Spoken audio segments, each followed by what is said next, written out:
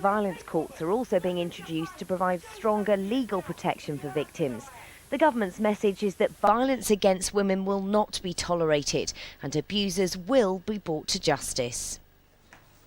The invasion of Iraq and Tony Blair's failure to influence American policy will overshadow his time as Prime Minister. That's the conclusion of a study from a leading foreign affairs think tank. The Chatham House report says the post-war debacle in Iraq has damaged Britain's international reputation. It also claims Tony Blair has been unable to influence the Bush administration in any significant way. Now, Sir Elton John and his partner David Furnish have been telling Gmtv how hard they've worked to finish their latest film project. The couple have produced a romantic comedy, It's a Boy-Girl Thing, and Sir Elton has composed the soundtrack. At the premiere in London's Leicester Square, they told us they were delighted with the film, but apparently it wasn't easy. It's exciting being involved in making a movie. It's much harder, it's much slower than making a record. You have so many more things to deal with: directors, the film financing, where you're going to make it, the actual actors and actresses. But when it all comes together and you see it on the screen, it's all worth it. Football, and Italy's World Cup winning captain Fabio Cannavaro has been named FIFA World Player of the Year. The Real Madrid central defender was also crowned European Footballer of the Year just last month. Now let's see what's on our website this morning. Less than half of all children believe Christmas is about celebrating the birth of Jesus, according to a survey. All this week, you've been sending in your festive pictures and videos to your Gmtv, so keep them coming. And it's the last posting day to ensure first-class cars and gifts arrive in time for Christmas. All the details on our website, that's gm.tv. The time is 6 minutes past 6. It's back now to Andrew and Penny. Michelle, thank you very much indeed. Quick look at the newspapers this morning. Daily Mirror, he had house party with the 5 girls, talking about the suspect in the Ipswich Ripper killings there. So that's the Daily Mirror. In Scotland's paper, the Daily Record, they call him the Bishop. This is what he calls himself on the MySpace website. We posted a number of videos there. Murder police quiz the Bishop, Daily Express, following on from that one. The suspect was a cop, actually was a special constable for 5 years. So that's the Sun. This morning, a Suffolk strangler or just a fantasist? So the Daily Mail taking a slightly different tack there, investigating whether or not this man who now works at Tesco was guilty of these murders or just a fantasist. And the betrayal in the Independent to send soldiers into a combat zone without the appropriate basic equipment is, in my view, unforgivable and inexcusable. This is the death of Stephen Roberts, killed in Iraq in 2003, and those are the coroner's words at the inquest into his death. 7 minutes past 6. Now, will he be remembered as the man who tried to bring peace and the end of poverty, or the leader who sent Britain into a bloody war? Well, with just months to go in office, the Foreign Affairs think tank is already predicting Tony Blair's legacy. As Simon Mawson reports, it may not be all he would have wished for. We've had 10 years of foreign policy under Tony Blair, and leading analysts say his legacy will be defined by the terrible mistake of the war in Iraq. His first term as Prime Minister is regarded as a huge success, demonstrating Britain's European credentials while forging a close working relationship with US President Bill Clinton. He's championed aid for Africa through the G8. He's also credited for his influence in Libya's decision to abandon its nuclear weapons programme, along with pushing climate change up the international agenda. But his controversial friendship with President George Bush has overshadowed those successes. The alleged dodgy dossier that took the country to war in Iraq and the David Kelly scandal led to politicians and the public to question his judgment. The report says that Tony Blair has given the Bush administration his all in return for precious little. Experts are warning that Britain's foreign policy failures have set a mammoth challenge for whoever takes the helm at the Labour Party once Tony Blair steps down. Well, Andrew Pearce from The Telegraph and Kevin Maguire from The Daily Mirror join us now for an overview about this. First of all, stake your places. What do you make of this report? It's a damning report, and it's true. He will be remembered for Iraq, which was a monumental error by the Prime Minister. He's done a lot of good things. There's no doubt the anti-poverty crusade at Britain, the working families tax credits, a lot of money in people's pay packets, the minimum wage, increased spending, health and education, Africa aid abroad. Environment. Well, a little bit on the environment, not quite there. But all those are good things. But overshadowing all of that is Iraq, which has been a disaster. And Afghanistan. Let's not forget we're in Afghanistan. And a few months ago, the Defence Secretary said, when he was sending out 3,500 extra troops, hopefully they'll be back without firing a shot in anger. I don't know how many soldiers have died since then. And Afghanistan is a basket case, Iraq is a basket case. And is there a Britain alive who feels safer as a result of Blair's woeful misadventure in Iraq? Do you think, though, he actually regrets Iraq? I think he does. He said so in an interview with David Frost. He admitted it was, quote, a disaster. And the bonfires it's unleashed throughout the Middle East is specifically because of Iraq. Neil Kinnock, his predecessor but one as Labour leader, says the Prime Minister's confidence went after 2003 because we mustn't forget there weren't those weapons of mass destruction he promised he would find. We were either misled or we were lied to. And I think all the attacks on him since have left him badly bruised. And he might fly around the world now, but no one's listening to him. He can go to Israel. But you see, that was the point, wasn't it? It was kind of it was all about influence from within. And that's been the problem, hasn't it? Is that there really hasn't been enough. If there's been any influence at all, we haven't spotted it. Yeah, but it's not just the Middle East and Iraq and Afghanistan, which is a disaster. When he came in, he was going to put Britain at the heart of Europe. Do you remember after all the major years, because we were always at war with Europe? We're not at the heart of Europe. The French president can't bear him. The German chancellor can't stand him. He could have taken Britain into the single currency. I'm glad he didn't, but he had a chance. So he's blown it in Europe. He's blown it internationally, and he still thinks he might get a job as running the United Nations or something when he leaves. There's no chance. I disagree with Andrew on Afghanistan, which had international support. The UN backed it. You remember the Taliban, a terrible regime, and it was home to Al Qaeda. Although it's going rather badly there, partly because after the invasion of Afghanistan in 2001 and toppling of the Taliban, it immediately went on to Iraq, the complete wrong place to go. And also, in both cases, I mean, the whole point has been, all commentators have said that they didn't have a plan for afterwards. That was the main problem. And also, and then the Middle East, which is really key. Israel starts bombing the Lebanon, and the Prime Minister thinks that's fine. He doesn't condemn it. There's no after plan, and that was the Prime Minister's big chance. He's supposed to have influence with George Bush. He's his puppy.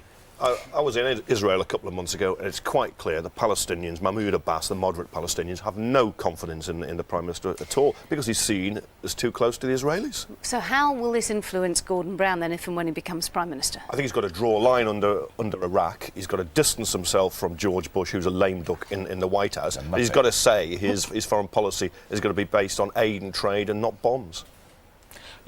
And there will be a symbolic withdrawal of troops from Iraq, I suspect, within the first 100 days of Gordon Brown becoming Prime Minister. I think he's already worked it out. And the sooner he does it, the better, because it's a basket case which is not being made any better by the British presence there. Andrew Pearce, Kevin Maguire, thank you both very much. Tuesday morning, 12 minutes past 6, and a very good morning to you. Now, while Christmas can bring many families together, that won't be the case for millions of children. A report says high divorce rates mean some children will spend an unhappy Christmas with a parent's new partner, as Michelle Morrison reports. With 4 in 10 marriages now ending in divorce, 2.5 million children in Britain are part of a step family. It's estimated that by 2010, more children will live in a step family than in a biological one. But new research claims that having to spend Christmas without one biological parent is upsetting. Tension can arise when remarried couples have very different ideas of how their blended family should spend the festive period. And the biggest emotional strain is between step-siblings, where age gaps and jealousy can make relationships volatile. On a more positive note, hostilities between divorced parents were shown to subside over the years. Many found that Christmas could become a time to focus on what unites rather than what divides them. Agony Aunt Deirdre Saunders joins me now. Good morning to you, Deirdre. Step relationships don't necessarily mean upset, do they? Communication, I suppose, would be the word. Absolutely. I mean, I think it's just fatal if the parents are still at loggerheads, which obviously can happen when the breakup is new and raw. And if then they start battling over who's going to have the children on December the 25th, it becomes absolutely awful, and awful for them and really awful for the children. So it's really important to try and think that Christmas, we do think, is about children, and we have to also relinquish some of our own childlike fantasies, you know, about it all being perfect, and just try and move on and think, now, what actually will be best for the kids? And if they're old enough, ask them what they would like to happen. The trouble is, every image coming through on, whether it be the TV or the newspapers or anything else, all the images are happy families getting together. It can be a terrible reminder. And actually, for people who are single, or may have lost people, but in this particular case, for stepchildren, we're talking about people's expectations are so high, aren't they? they are very high, but we're actually reaching a stage. It's not only 4 out of 10 marriages breaking down, but actually I think we're getting to the point where more children are in step families or affected by a parents' relationship breakdown than not.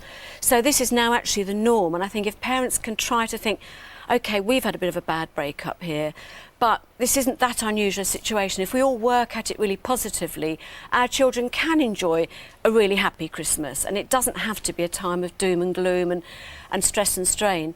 I mean, a lot of families I know, they actually have 2 Christmas days. I mean, if the parents can't yet contemplate being together for Christmas Day, which is the ideal from the kids' point of view, of course, what they'd like is mum and dad to get back together, if only for that day. You can have, you know, one of them have them on Christmas Day and one on Boxing Day, or even the day after, because I think it's also important that the poor kids don't get posted around like Christmas parcels, you know, and they spend most of their Christmas being driven from one home to another home to another home, because that's really dreadful for them as well. You've actually got to think, I think they need to wake up where they're going to spend Christmas Day, you know, so that they have the stocking experience and then being there and lunch and all together. You're asking very upset parents to come together and be mature. I am, and I do think, you know, people have they created the relationship, and then for one reason or another it broke down, but they have to remember that they're the adults here, and the children didn't make this relationship, and they certainly didn't ask for the breakup. And they certainly didn't ask for the fellow stepchildren. No, they didn't. Have to spend time with. That can be tough. See as rivals. I think it's particularly difficult when you get 2 families to get together with children of the same sex and the same age. So, you know, a little boy who's used to being the only 9-year-old boy in his family suddenly finds there's another 9-year-old boy who wants the same sort of toys. It can be very difficult. And it can be very tough for them. But as I say, if the parents keep calm and negotiate their way through it. And there's a very good organisation called Parent Line, and I know you're going to have the number on your website, and you can ring them 24/7, so that if you are actually feeling the stress and strain and can't see your way through it, talk to them, because they're the experts and they'll help you. Busy time of the year for them and for you as well. Deirdre, good talking to you once again. Pleasure. So almost 17 minutes past 6, you're watching the news hour on GMTV. This morning's headlines. Detectives are continuing to question 37-year-old Tom Stevens about the murders of 5 women in Ipswich. They have until 7:20 this morning to charge him or apply for extra time to hold him. Victims of domestic violence are to have high security safe rooms installed in their homes. The Hollywood cartoon legend Joseph Barbera, who helped create the Flintstones and Scooby-Doo, has died at the age of 95. Now, 3,000 extra post workers have been drafted in over the festive period, not to help deliver the mountain of Christmas cards, but to find homes for the 5 million badly addressed packages and pieces of mail. Well, Richard Gaisford is at the Royal Mail sorting office in North London. Richard, we are talking about a lot of sad and lonely mail, aren't we? We're talking about an awful lot of sad and lonely mail, and what I'm seeing behind me here is an awfully busy scene. It's just a fraction of the 2 billion items they deliver just over Christmas alone through the post office system. But as you say, 5 million of them don't make it where they're going because we screw up, basically. We don't do things right. Take a look at these envelopes here. You can see why. This one here, lovely card inside, I'm sure, but no address on the front penny. This one here, just the name. If you recognise it, give us a call. And here, well, Miss Molly lives at a very vague address somewhere near Godalming. And these address detectives, these 3,000 extra staff, are going to try and reunite some of this, because otherwise, at the end of Christmas, those 5 million items that are badly addressed will just get pulped. Alex Batchelor's with us from Royal Mail this morning. Alex, good to see you. It's a really competitive market, I know, that you're in now. Why bother spending the money on doing this? If we get it wrong, why don't we just let us suffer? I think the reality is all our postmen and postwomen take the responsibility for delivering everything you give us hugely seriously, and what they really want to do is try and find out where these people are, where they live, and get the packages and cards and items to them as quickly as they can. It's a lot of extra work for you to do this. Is there anything that we can do, perhaps, to make it slightly easier? Especially since, what, today's the last day for first class post? Today is the last day for first class post. A lot of people rushing today to get their Christmas cards in the post. What can we do to make it easier? I think most of it's common sense. As they always say, you know, never properly address without a postcode. Put a postcode on, make sure you write the address as legibly and clearly as you can, and then give it to us. There's some of these 3,000 staff are going to be working right the way through Christmas, aren't they, to try and get this sorted. Some of these cards will arrive, but maybe just a little late. But that's not necessarily your problem, is it? Not necessarily our fault. We're certainly always happy to try and deliver them as much as we can. The reality is sometimes it takes a bit longer if we have to look quite a long time at each one and work out who it's for and where it's going. Just very briefly, let's visit our annual spot here, Heartbreak Corner. Things that have been badly wrapped that perhaps may not make it. Scooby-Doo here, it's coming out of its wrappings. I know some of your staff have been quite enterprising, haven't they, this year? Yes. They've posted something on the internet. Yes. What is it, something like an instructional video on YouTube? Absolutely. Get advice from the people who handle the mail on how best to wrap it up. So it's how to wrap it, how to address it, how to get it to the person in the right way. Now listen, this morning, Penny, really want to help Auntie Mel. She sent something to Jessica here. You can see it's a lovely soft toy. I'm not going to take it completely out. It's not going to make it unless we find out who Auntie Mel is. Auntie Mel, if you're watching, give us a call. We will reunite Jessica with this present that you so wonderfully gave her this Christmas. Thank you very much, Richard. Hopefully somebody will see that and ring in or email us, gm.tv, or text us 81189. I do remember actually posting a whole load of cards that I put on one side to check they'd all changed addresses, and I just put the first name of the thing, and then I accidentally posted them. So there was probably people thinking I was a bit of a clot as well. You're one of the 5 million. And Miss Molly near Godalming we're trying to trace down this morning. Yeah. OK, still to come this morning. When a trip to the shops becomes a nightmare, we look at the new programme hoping to cure agoraphobics with some extreme treatment. And helping victims of domestic violence, the new scheme to make women and children feel safer in their own homes. First, a message from some of our soldiers who'll be serving in Iraq over Christmas. Merry Christmas to everyone in Ripon. Merry Christmas!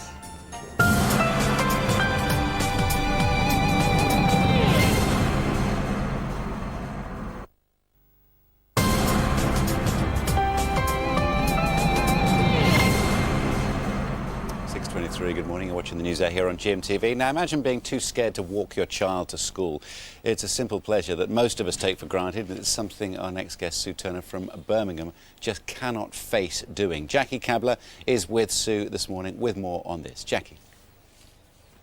Good morning, Andrew. Yes, just standing outside the door might not seem a big deal, but to Sue it was impossible. She could not step over this threshold when her agoraphobia was at its worst. Now she has been cured thanks to a documentary which you'll be hearing more about in just a moment. But before you meet Sue and her daughter Adrian, let me show you just a little clip from that documentary which shows Sue attempting to walk her daughter to school.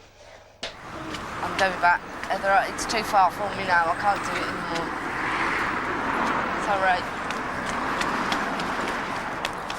Adrian's school journey is always the same. Her mother's dream is to be able to finally take her there. You're safe. You're safe. You're safe. Well, this is Sue, and you can see just how bad her condition was. I'll talk to Sue in just a minute. But first of all, let's talk to Adrian. We saw you there with Mummy trying to take you to school. How bad was it when it was at its worst? What was it like? Well, it was really bad because I felt really bad because my mum couldn't take me to school, and I just wanted to be normal like any other kid would want if their mum had agoraphobia. I bet, and you tried to look after her, didn't you? But it was hard for you. I know you've been very, very good all through it. Things are much better now, though. Let's just come over here and talk to Sue. Now, Sue, when it was at its worst, it's not that you couldn't go outside the door. You couldn't get out of bed sometimes. Yeah, there was days where I just couldn't face it, and it was just easy to stay in bed. And there was times when you had such severe panic attacks when you did go out, though. You said there was a time when you actually lay down on the road in the centre of Birmingham. Yeah, the first panic attack I ever had, I actually lay literally on the floor in the middle of Birmingham city centre, yeah. Oh my goodness, so horrendous. How has your life changed since you've been cured? It must make a huge difference, especially with a daughter. Yeah, I can now take Adrian to places that I couldn't have dreamed of taking it. You know, we now go for quite a lot of meals out, which is fun, and although I don't take her to school at the moment, that is something that is, we are working on taking her to school. That's fantastic. We're going on holiday. Which is, again, these things all sound normal, but, to other people, to you, it's just not normal, is it? It's just a huge, big thing. We're going to have to leave it there for now. We're going to be talking more to you a bit later on. But, yeah, she's not entirely cured, but she's getting there, and it makes a huge difference to her and Adrian's lives. I'm sure it does, Jackie. Thank you very much indeed for that. Joining us now on the sofa, Professor Paul Salkowskis. He's from London's Maudsley Hospital, and he's a clinical psychologist. You've treated Sue, haven't you? I was part of the team that worked with Sue, yeah. Sue treated herself, actually. Did she? And I think Adrian probably played a large role as well in this, the daughter. Adrian is magnificent, and I think Adrian's the reason, one of the things which Sue lives for. I mean, not surprisingly, really.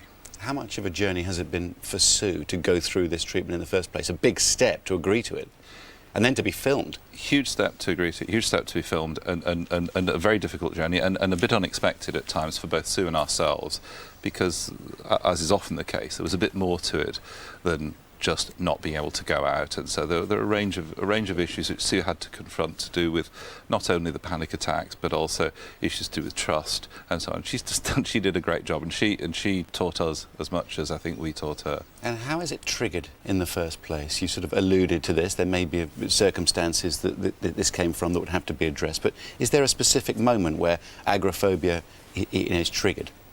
Yes, for most people it's when they actually have a panic attack, and Sue talked about the panic attack in the centre of Birmingham. And in that panic attack, people are overwhelmed by physical feelings, heart pounding, feeling breathless and so on, and usually think they're going to die, they're going to go insane and so on. And it's such a terrifying moment in the sense that people will do anything not to go back to that kind of place. And would you treat agoraphobia like you would treat lots of other phobias as well? I mean, is the treatment structure pretty much the same?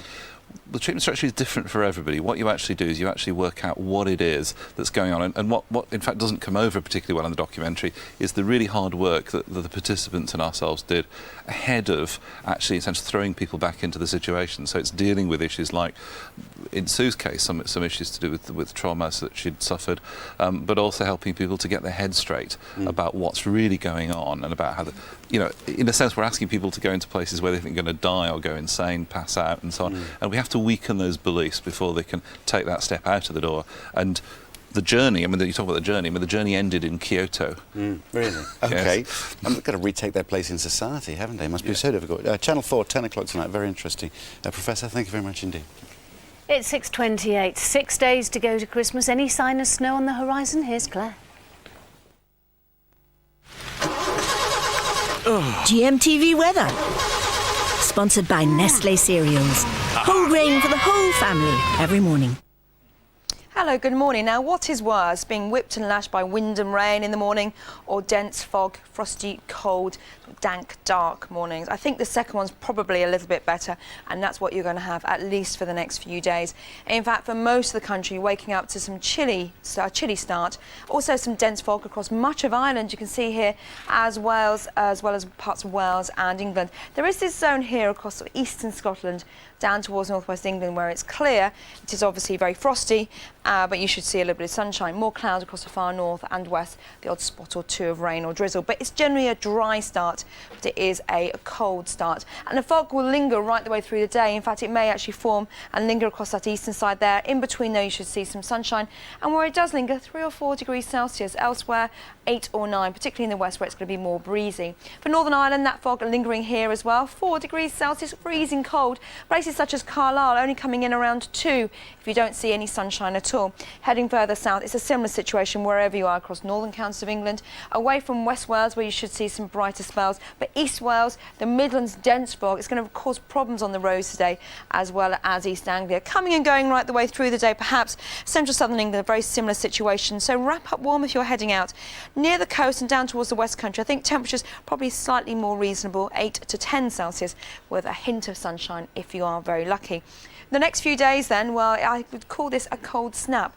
The weather's certainly turning a lot colder for England and Wales.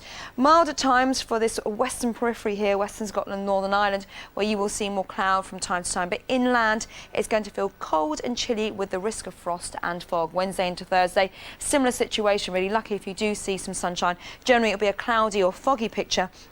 Christmas Day, what's going to happen?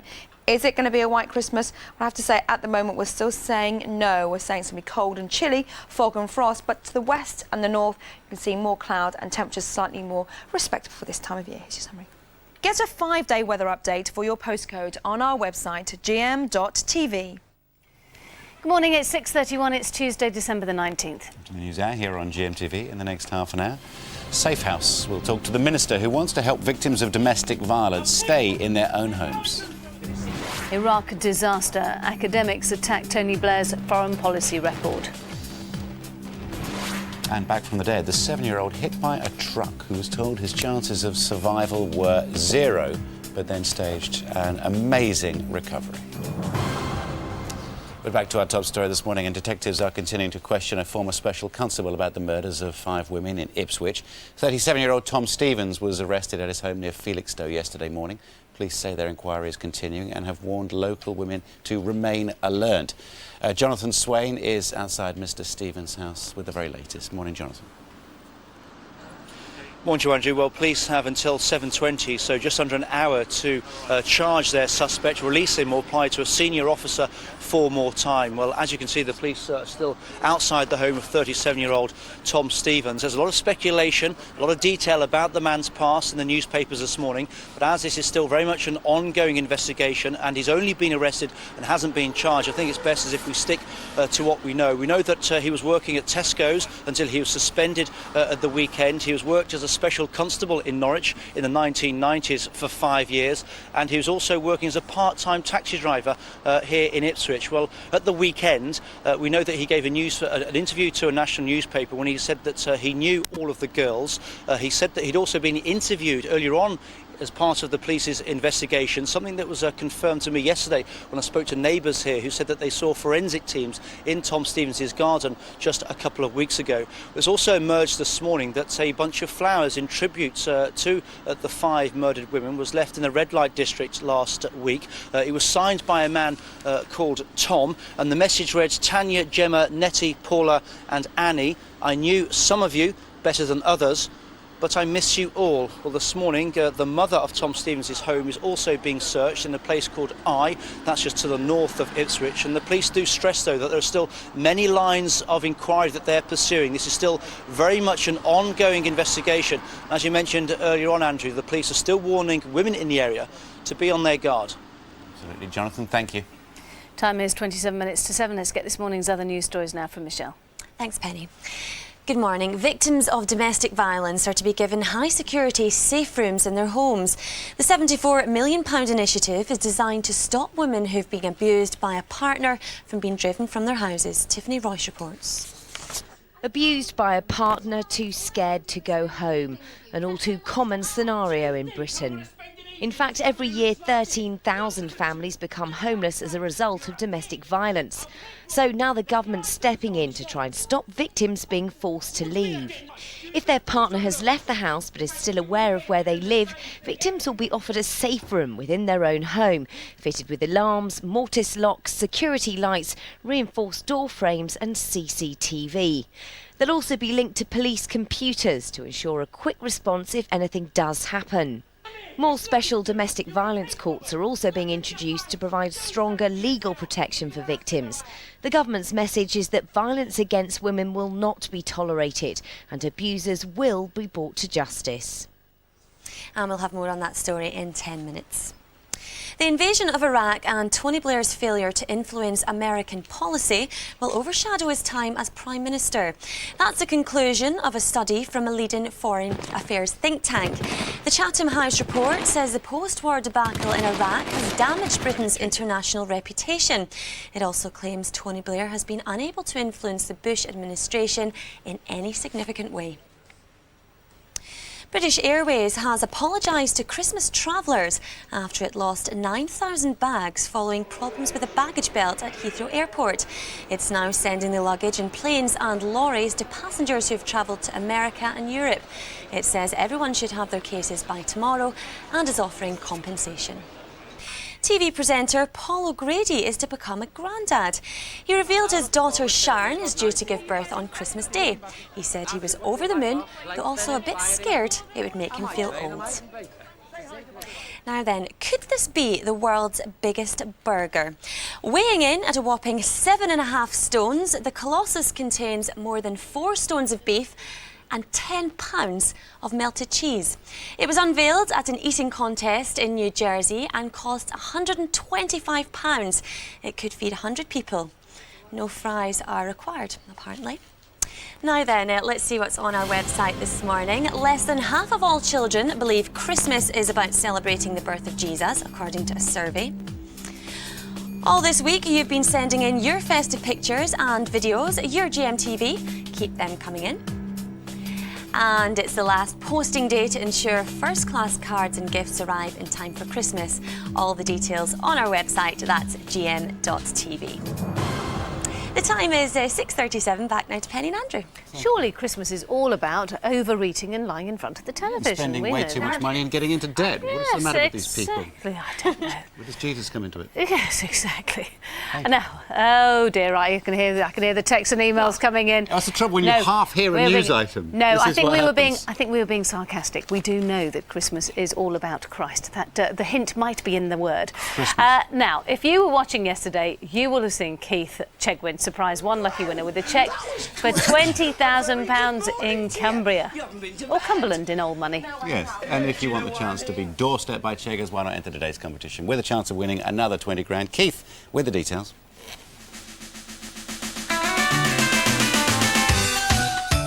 It's Christmas! And Gmtv is giving you the chance to win £20,000 every day this week.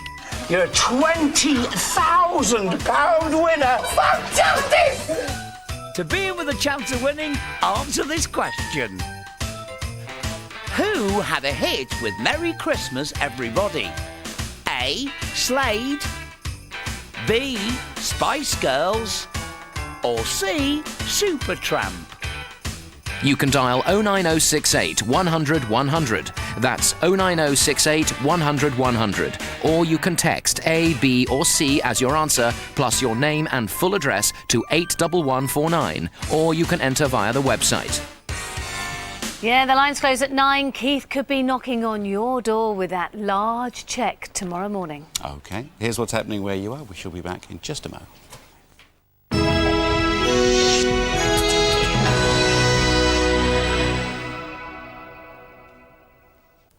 Good morning and welcome to the Breakfast News from ITV Granada. First, a demonstration will take place later outside a hospital in Greater Manchester after it was announced that its maternity unit is to shut. The closure of wards at Salford's Hope Hospital is part of the government's recent shake-up of the NHS. Protesters will be gathering outside this morning.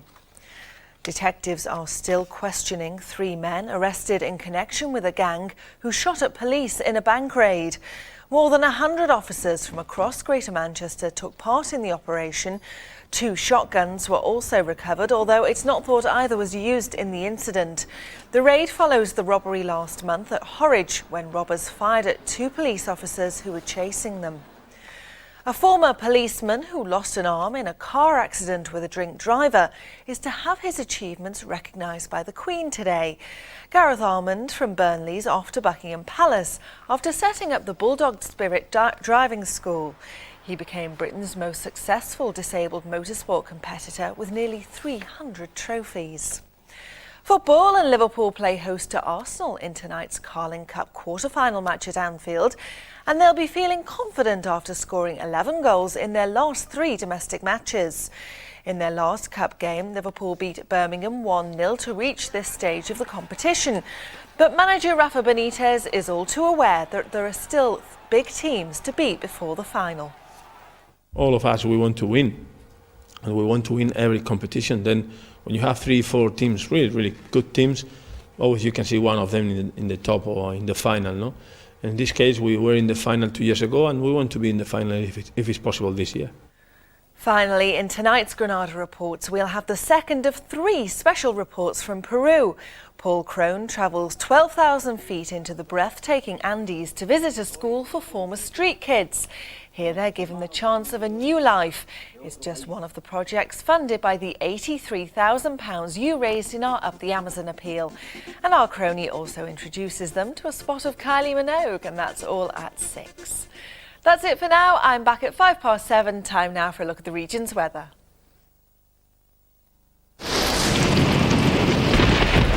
Relief for dry, chapped hands when they need it most. Nivea Hand SOS Intensive Balm. Watch out for some dense fog in places this morning.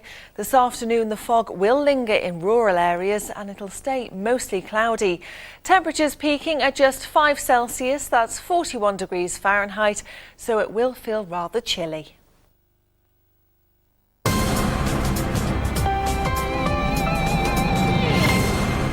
The time It's 6:42. Let's have a quick look at this morning's newspapers. The vast majority of them going with that story. The loner being quizzed last night over the Suffolk Strangler killings is a former policeman, a special constable who knew all 5 victims. That is the front of the Sun. The Daily Mail, ex-special constable freely admits that he'd had the chance to kill, has no alibi and was quizzed 4 times. But is he the Suffolk Strangler or just a fantasist? The Daily Record has that picture that he posted on MySpace, calls himself the Bishop, and that's on the front page of the Daily Mirror. The Independent is the only paper which goes with a different story. The portrayal, it says, to send soldiers into a combat zone without the appropriate basic equipment is, in my view, unforgivable and inexcusable and represents a breach of trust the soldiers have in those in government. Those were the coroner's words at the inquest on Sergeant Stephen Roberts, who was killed in Iraq 3 years ago. It's gone 27 this morning. Now, the figures are stark. 2 women are killed each week and 1 in 4 are abused during their lifetime. That's 1 in 4. Domestic violence ruins lives and leaves 13,000 families homeless every year. Later today, the Community Secretary, Ruth Kelly, will announce the Sanctuary Scheme. It's a plan to help victims of abuse stay in their own homes safely. Victims such as Daniela, who joins me this morning very bravely. Thank you for coming in, along with Minister for Women Meg Munn, also alongside them. Good morning. Daniela, tell us about your violent relationship that you had. How long ago did it start? It started about 2 years ago. The relationship became abusive, not very quickly, but things started to show, and it was more the fact that the guy was very controlling. I wasn't allowed to have friends, I wasn't allowed to work, I wasn't allowed to have any family around me, and he actually controlled every single aspect of my life, as in I couldn't go anywhere without him actually being on my case, and it was a dreadful situation. So you recognised that you were in an abusive relationship? Yes, I did. So how easy was it? It was difficult. To get away? It was very difficult because families tend to then judge you should have known, and you don't know until you're so into it that it's impossible to get out. You're clawing your way out of a dark tunnel. So. And you had a child to think about? Yes, I did as well. Which wasn't the child of this man? No, and she was 7 at the time and is still suffering now from the repercussions because she's still quite nervous, very protective of me. And eventually I was lucky enough that Victim Support put me in contact with Refuge, and excuse me, they actually helped me to get out of the relationship, and with practical and emotional support. And they put you in touch with the people who run the Sanctuary Scheme. How does it work for you?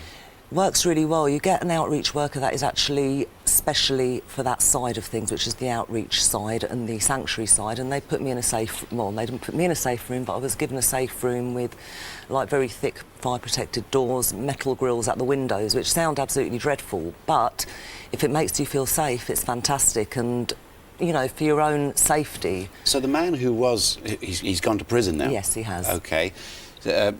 He doesn't know where this is, does he? He doesn't. I mean, that's absolutely the key, isn't it? This is not like a place that you can go to if you know he's coming round. No, no. If he knew where you lived, then it would be a completely pointless scheme, because you'd still be living in fear just walking out of the house and going to do the shopping. So it's something, I think, for women that maybe have relocated and don't want to have to go through that again, because to go through a rehousing twice in 1 year would be a very big thing for the mother and for the children. So having this scheme has given me the independence to stay in my own home with the support of the Refuge charity, with everything else they do. Meg, if you can get Daniela talking about this, people are going to take great strength to change their circumstances. Absolutely, and it's really, really important to hear some very positive stories about that. And one of the reasons that we're so supportive of this scheme is that 90% of the women who've used it have found that it's really made a big difference to them. So that's a really positive support for the proposals. How many women are we talking about here? Well, at the moment, there's been some trials in a number of places to see how it goes. What we're doing now is providing guidance for all local authorities to look at doing this. So as part of the money that they get for tackling homelessness, they'll be able to set up schemes and to put these sanctuary rooms within people's houses in place, but only where it's the right thing for that woman and her family. It's not going to work for everybody, so there's got to be a proper risk assessment done and proper advice and support ongoing. I think Daniela's story is absolutely right. It's not about just creating one room and then walking away. It's about a whole range of support. I know, because I mean, it sounds quite prison-like, but actually is it not? Freedom, excuse me, to actually carry on with your day-to-day life if you feel safe within your own home, because I think For a lot of people, it's really hard to relocate. You've got to change schools, you've got to give up your job. It's not just the fact of, oh, I'm moving and that's it. It's everything else that is involved with the moving, and that impacts on your own life and on your children's lives. So this is far more practical, isn't it? It is, far more definitely practical. so, definitely. Daniela, thank you very much indeed. Meg, thanks for coming in and Thank telling you. us about that this morning. You can find out more about the Sanctuary Scheme, that's what it's called, together with important advice for victims of domestic violence. It's on our website, gm.tv. Time is 6:47. You're watching the News Hour on GMTV. This morning's headlines. Detectives are still questioning 37-year-old Tom Stevens about the murders of 5 women in Ipswich. They have until 7:20 this morning to charge him or apply for extra time to hold him. A leading foreign affairs think tank claims Tony Blair has little or no influence at the White House, despite his support for President Bush. And today is the last posting day to ensure first-class cards and gifts arrive in time for Christmas. I'll just say sorry now. Sorry. Time is 6:48. Christmas is a time for families, and no one knows that better than Kelly and Dave Boardman, because 6 months ago they were told by doctors to say goodbye to their son Craig when he was hit by a lorry outside his home. He'd suffered absolutely horrific injuries, but amazingly has made a miraculous recovery and is here now in his matching top with brothers Dominic and Adam and mum and dad. Good morning to you all. How are you this morning? All right? That lady's talking to you. Is he having a horrible time, is he? It's a bit too early, bless him. So tell me what injuries he had. Where do you start? Are you all right, Craig? Do you want to go? You all right? No. Oh dear, what is it? Just because it's an early morning, or is it something else? A bit too much? He had a ruptured spleen. The wagon hit him that hard that it split his liver in two. Fractured vertebrae in his spine. What else? Crushed his lungs. Crushed his lungs. Yeah. Every internal organ was damaged. There was such a lot of injuries, and he was on a life support machine. Yeah, 10 days. And every time they tried to turn it off, he couldn't manage on his own. No. And then eventually, what happened? You went off, I think. You went home, I think. Yeah. They turned it off the first time, just before his spinal operation, to see if there was any activity. You know, any movement in his legs. Turned it back on because there was nothing. Went ahead with the operation anyway. Then turned it off after day 10. Told us to go and get a coffee, go and get changed, go home, get changed. Craig doesn't want to see you, you know, all flustered. Yeah. We just walked in the door. We just walked in the door. She said, "Are you sat down?" I said, "Oh God, no." I said, "What is it?" She said, "I've got a message for you." So I said, "Go on." She said, "Craig said he doesn't like our bed, he wants his own bed." After all that, I mean, what an incredible phone call, wasn't it? And this is the Christmas, probably, that you thought wasn't going to happen. No. Didn't even think he'd make anything. We didn't expect to see Craig again, did we? No. Just so lucky.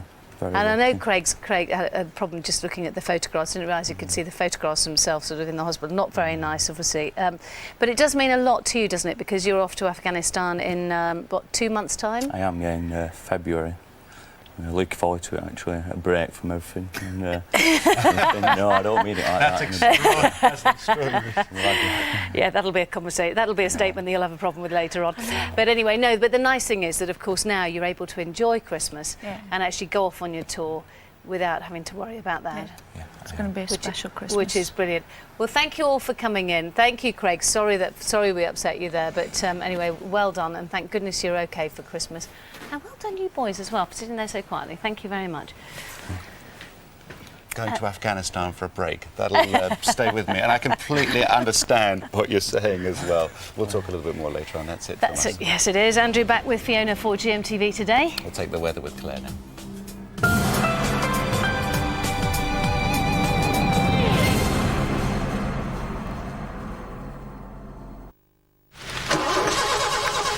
GMTV weather. Sponsored by Nestlé cereals. Whole grain for the whole family every morning. Hello there. Well, look at it. It's not very nice outside today, is it? Lots of fog, some frost as well. Perhaps some clouds and a bit of rain across the far north and west, but generally speaking, it's the fog we're most concerned about this morning. It's going to cause problems on the roads right the way through the morning, perhaps even the afternoon. Some places will be reluctant to clear, particularly across Northern Ireland. Places such as the Vale of York, the Trent Valley down towards the Midlands, as well as some parts of the southeast. So wherever you are this morning, it's a chilly start. Wrap up warm. And it's not really going to change throughout the day. In fact, where the fog lingers, temperatures may reach no lot higher than 3 or 4 degrees Celsius. Some sunshine perhaps across the far northwest of Scotland there, where it will remain breezy. But generally there's going to be a lot of low cloud about. If you were mountain walking today, you could see some sunshine above the cloud because it is so low. For Northern Ireland, a similar situation again, some prone spots seeing that fog linger right the way through the day, and a similar situation for northern counties of England. Newcastle perhaps seeing some brighter spells, but inland where that fog lingers, I think it's going to feel very, well, cold and chilly and a bit dank, horrible. The Midlands, very similar situation, as well as East Anglia, Wales, seeing that fog come and go. So the sort of the periphery, the coastal districts seeing the best of the weather today, where you could see some sunshine, and also you'll see the highest temperatures, 8 or 9, perhaps even 10 degrees Celsius for the Channel Islands, also not too bad at all. Then over the next few days, it's certainly going to turn a lot colder across England and Wales. We're calling it a cold snap actually across England and Wales. Inland, very cold indeed, mild at times elsewhere, and that means Wednesday into Thursday, and then for the Christmas weekend, high pressure in charge. It means most of us are seeing some cold, chilly weather, but it will be milder and slightly wetter across the north and west. Here's your summary. Find out what's in store for the next 5 days on our website, gm.tv.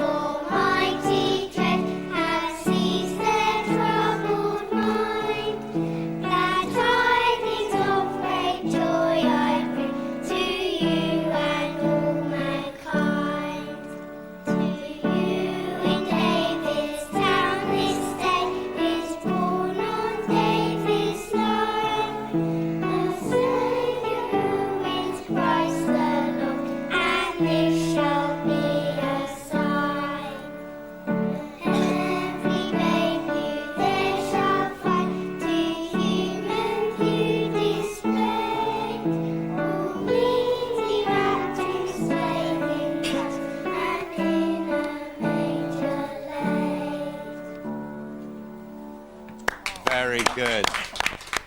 When shepherds wash their socks by night, indeed. The perfect start to the day for us. Thank you very much indeed. These are the boys and girls of Christchurch Infant School.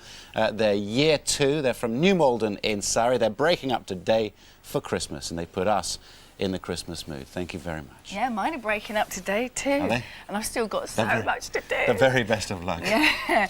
And thank you, Miss Sutton, Ros Sutton on the piano there, who's also the deputy head. And there was lots of misses in the background as well. We'll find out their names later, mouthing their way through the carol. It's almost 7 o'clock. Lovely to see you this morning. You're watching GMTV Today.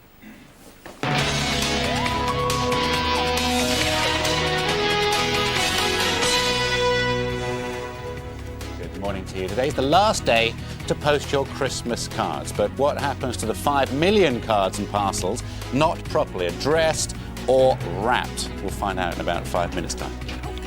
Also this morning we have the boys Il Divo live in the studio. These are the big boys, Westlife Armour boys, but these are the big boys.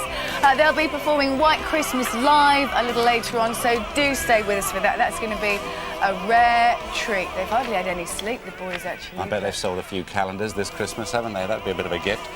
And talking Christmas cheer, Cheggers is out and about, spreading his... Oh, go off. Jingle bells, Batman smells, Robin song. Yeah, pull that money to you. All right, 20 grand coming up. A watch. Fantastic. See you tomorrow.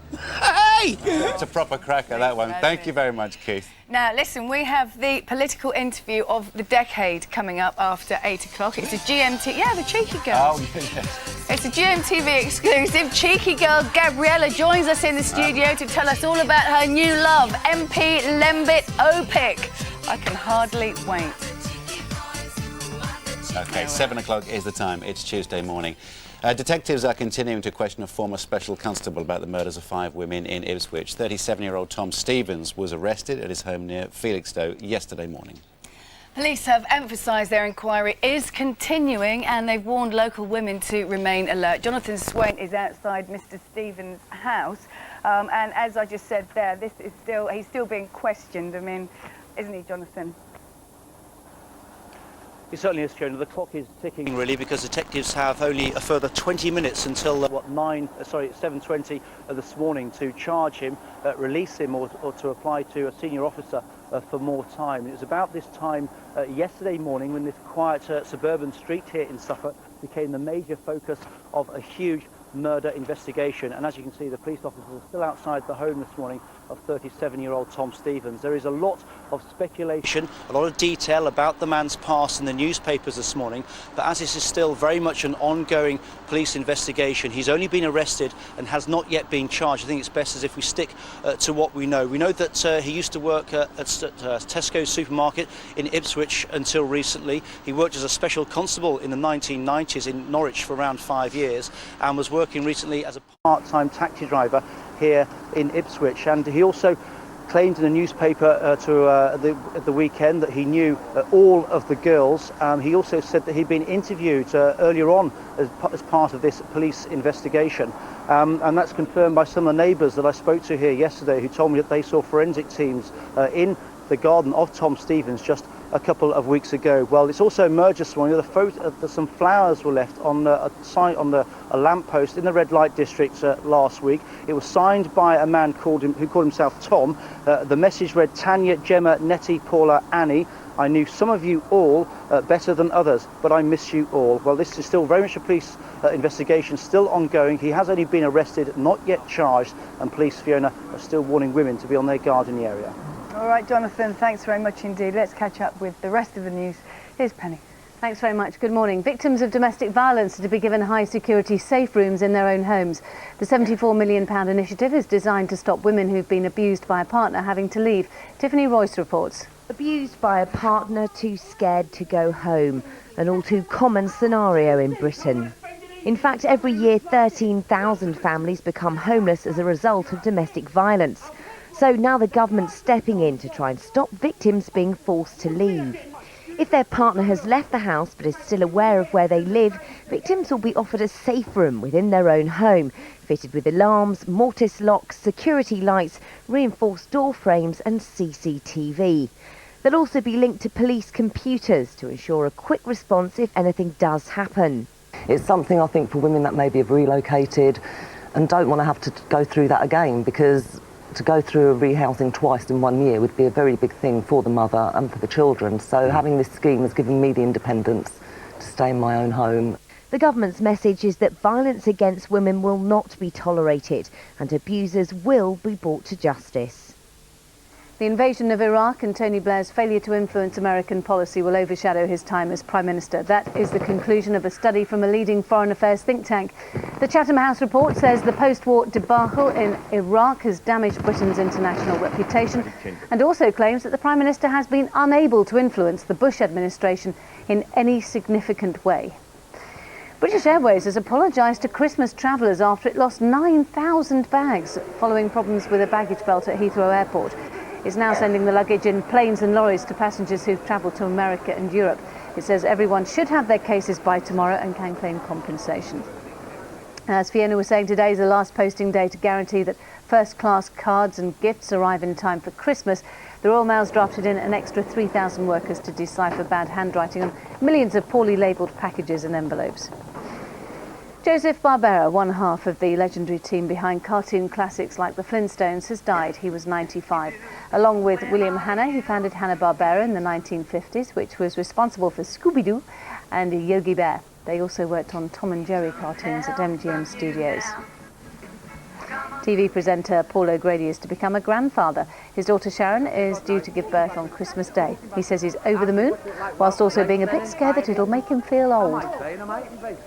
And finally, it's a whopper. The world's biggest burger, allegedly, has been unveiled at an eating contest in America. It weighs 7.5 stone and could feed 100 people. Cordelia Kretschmar has been to New Jersey to look at it. 6 days till Christmas, and this classic American diner's already got its customers in training for next week's excess eating.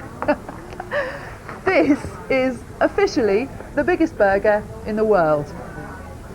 It weighs 105 pounds. You can't even lift the top off it.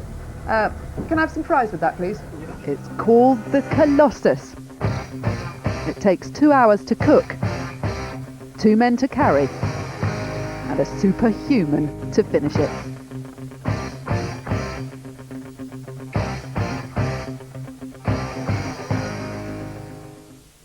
Has anyone ever managed to eat one of these? Not really. They try, but so far they have been unsuccessful. Any orders for Christmas Day? Yeah, a few families. We had 2 go out yesterday. One was for the whole company for the Christmas party. So they had it here. So the whole company ate 1 burger and they have leftovers for everybody. In fact, at 7.5 stone, America's latest snack weighs as much as a very small adult. One of the reasons Americans get bigger every year. Cordelia Kretschmar, Gmtv News in New York. And you'd certainly spot somebody walking along the street eating one. 7 minutes past 7, back at 2:30 there. I think I'd rather eat a little small adult rather than that. It's just made me want to go and eat an apple. Yeah, there you go. See you later. I fancy a curry, actually. I always feel like one at this time in the morning. Do you really? You've got one of these funny drinks with all that stuff Yeah, I in it. think it's I'm trying to ward a cold off, and I think all the chilies... I know, you keep coughing over me. Sorry, I don't cough over you. I'm a very polite person. Lady. Now then, wait till you hear this. We want to make your Christmas extra special, but we need your help. Yes, send your Christmas messages to us, if you will. We'll put as many on air as we can, so get yourself on the box. All you've got to do is send a picture or video message from your mobile phone to this number, 07739 672 673. Yeah, and if you dial that, they'll go on our new service. It's your Gmtv. It's on our website, and we'll show as many as we can on the programme. Here are some we made earlier. This winter wonderland scene from a holiday in Norway was sent in from Tamsin Smith from Rains Park. Very nice. That's a lot of sky, isn't it? And Santa's... Oh, look, now that's too cute. Santa's little helper there. That's Lucas Eccles. He's from Berkshire, and he looks the part at this time of the year. And we'll show more of your pictures and videos later in the show, so do keep them incoming, if you will. Yes. Let's see what's happening where you are now.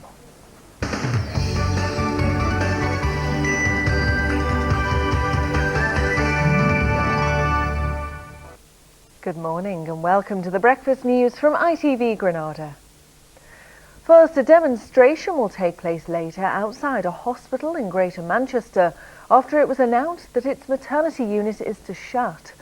The closure of wards at Salford's Hope Hospital is part of the government's recent shake-up of the NHS. Protesters will be gathering outside this morning. Detectives are still questioning 3 men arrested in connection with an incident when police were fired at following a bank raid. More than 100 officers from across Greater Manchester took part in the operation. 2 shotguns were also recovered, although it's not thought either was used in the incident. The raid follows a robbery last month at Horwich when a shot was fired at 2 police officers. A former policeman who lost an arm in a car accident with a drink driver is to have his achievements recognised by the Queen today. Gareth Armand from Burnley is off to Buckingham Palace after setting up the Bulldog Spirit driving school. He became Britain's most successful disabled motorsport competitor with nearly 300 trophies. Football, and Liverpool play host to Arsenal in tonight's Carling Cup quarter-final match at Anfield, and they'll be feeling confident after scoring 11 goals in their last 3 domestic matches. In their last cup game, Liverpool beat Birmingham 1-0 to reach this stage of the competition, but manager Rafa Benitez is all too aware that there are still big teams to beat before the final. All of us, we want to win, and we want to win every competition. Then when you have 3-4 teams, really good teams, always you can see one of them in the top or in the final, no? In this case, we were in the final 2 years ago, and we want to be in the final if it's possible this year. Finally, in tonight's Granada Reports, we'll have the second of 3 special reports from Peru. Paul Crone travels 12,000 feet into the breathtaking Andes to visit a school for former street kids. Here they're given the chance of a new life. It's just one of the projects funded by the £83,000 you raised in our Up the Amazon appeal. Crony also introduces them to a spot of Kylie Minogue, and that's all at 6. That's it for now. I'm back at 7:05. Time now for a look at the region's weather.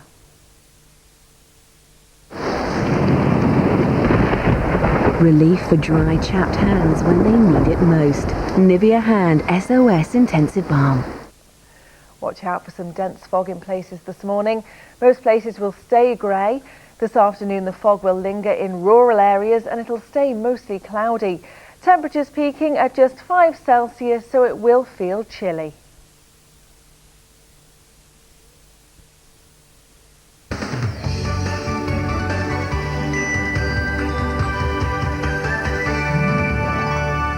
Tuesday morning, just gone 7:10. Good morning to you. Now, it's your last chance to post those cards and presents today to be sure they reach friends and family in time for Christmas. But do beware, it's estimated 5 million envelopes or packages will be badly addressed, causing a major headache for post office workers, and they just won't get there if they are badly addressed. Richard Gatesford is at a Royal Mail sorting office in North London, and he's going to tell us what we're doing wrong. Richard.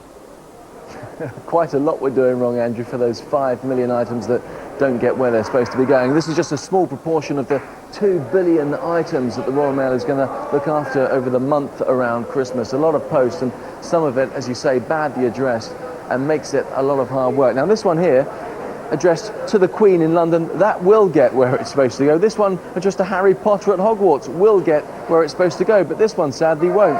No address on that. Very difficult for anyone to know where it's supposed to be heading. This one here has a very vague address for a Miss Molly somewhere near Godalming. And, well, Samantha, I think it is. No address for her. Very hard to see that it's going to get there. But the Royal Mail's employed 3,000 people to try and make sure it does. They're address detectives. They're looking into some of this mail that hopefully will get where it's supposed to be going instead of being pulped. Alex Batchelor's with us from the Royal Mail. Alex, I wonder why you bother. I mean, you know, it's a competitive business you're in. Why employ these extra people to do this? I think all our postmen and postwomen really take the responsibility very seriously of trying to get every item we get given to the person for whom it's intended, even when sometimes that requires a little bit of detective work on their behalf. I mean, hard work, and today it is the big rush, isn't it? The last chance for first-class mail. What can we do to get it right, to make sure that what we're sending in our hurry actually gets where it's supposed to go? I think it's all the common sense stuff. Today is the last posting day for first class. Basically, make sure you've got a postcode on. That really helps. Go on our website or ring us up if you need postcode information. And just make sure you write the address as clearly and legibly and fully as you can. Not just putting a name on it. No. Let's look at our regular visit to Heartbreak Corner here, and it's not just things badly addressed, it's badly wrapped as well, isn't it? Yeah. We've also, as you will see, there's been a bit of footage that some of our postmen and postwomen created to try and give people advice on how to wrap things properly. This is off their own backs. They've given some information. Great stuff, isn't it? This is them showing us how to wrap presents, how to address them properly. Good information for people. Absolutely. Again, as I say, they take the responsibility of delivering this very seriously, and they know that if it's not properly wrapped and not properly addressed, it's very hard for us to do. Well, actually, it's very sad, Alex, to look at this pile here. Sadly, Scooby-Doo doesn't look like it's going to get to where it's supposed to go. The address has been ripped off there, quite badly wrapped. And take a look at this parcel here, Fiona and Andrew. Now, a lovely soft toy in here. Someone's gone to a lot of trouble to go and buy it. It's to someone called Jessica from Auntie Mel. Now, this morning, along with all these other toys, a box of Twister here, some other bits and bobs. We're going to try and reunite Jessica with her present from Auntie Mel. Anyone got any information on this, give us a call. But as you say, just one thing here that is probably not going to get where it's supposed to be going. Okay, Richard, thank you very much. Good advice. Do share your Christmas post horror stories with us. Text us 811889 or gm.tv. Or if you're postman like most of mine that come by are a help and very nice. Mine's very good. Let us know. I mean, we've seen them struggling down the road just lately. They're like this. Mine's still wearing shorts. Is he? Saw him yesterday. He likes you. He likes you very much. And also, if you are Jessica and you have an Auntie Mel, we would love to hear from you, because as Richard said, we'd love to reunite you with your present, despite the fact you haven't seen it yet. Or Miss Molly near Godalming is another one. Oh, right, OK. Good golly, Miss Molly. Let's check the headlines for you. 7:15 is the time. Detectives are continuing to question former Special Constable Tom Stevens about the murders of 5 women in Ipswich. Victims of domestic violence are to have high security safe rooms installed in their homes. And the weather, it is pretty murky out there this morning, and fog will make driving conditions difficult in many areas until it lifts, of course. The northeast will have the best of any sunshine. It's quite chilly today, a top temperature of 10 Celsius, still warmer than it usually is at this time of year. The boys are in later on. Il Divo singing for us in half an hour, but first your chance to win £20,000. Mr. Keith Chegwin will be on your doorstep, or might be if you're the lucky winner. Morning, you. I like Mr. Keith Chegwin. A very good morning to you. I'm getting into the Christmas mood. Look, I've got my Christmas tree in. My cards are all coming here. Oh, look, I've got a little present here. Little hat. Card from, I don't know, it says, please find something to keep you warm while sleeping. It's a knighthood from Liz and Bill. I don't even know who they are. One from Del Winton. Oh, can't read that. And I like this one. Werry wiss was, wappy woo weir, have our wappy one. And that's from Jonathan Ross. Fantastic. Okay, 130 miles I have travelled to knock on your door this morning. It's not 5, it's not 10, it's £20,000 every day this week we're giving away on GMTV. So it'll be a fantastic Christmas. Here's this morning's clue. It goes like this. Just like that. That's the clue. Catch you in a mo. That looked a little felt that. That was right on my face when you did that. Yeah, that looked a little bit rude, Keith. Thank you so much Sorry. for that. Yeah, right on my face. Speak to you later on. Keith will be giving away another £20,000 tomorrow. Here are the details if you fancy having a go.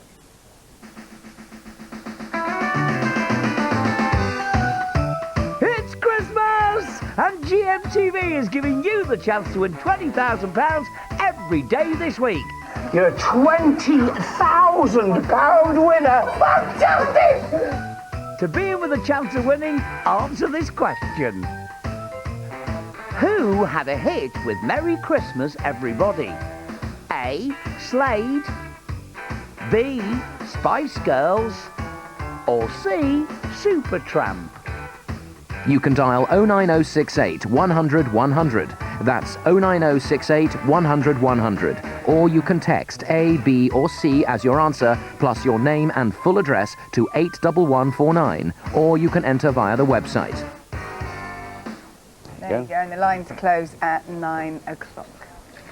Right, lots to come in the next hour. What have we got? Well, we've got the latest finalist in our Christmas lights competition. It's amazing how much effort people put in, and it brings a lot of joy as well. A close run thing once again, off to Brislington in Bristol next. Look at that. Good effort. Okay, now then, would you like to delight your friends and family? Well, how about making them some customised gingerbread Well, that'll men? really do it. Danielle Proud will show you how.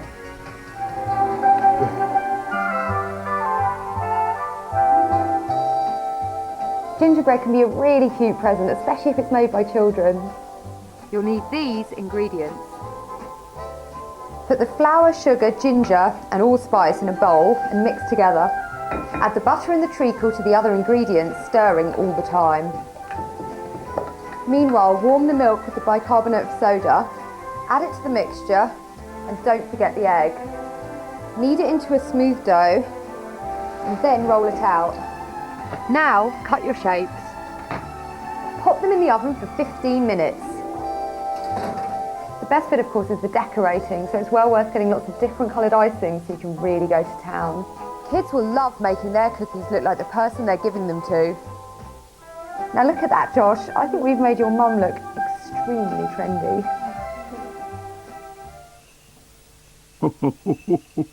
Forgotten something, Rudolph? Last minute Christmas with Tesco.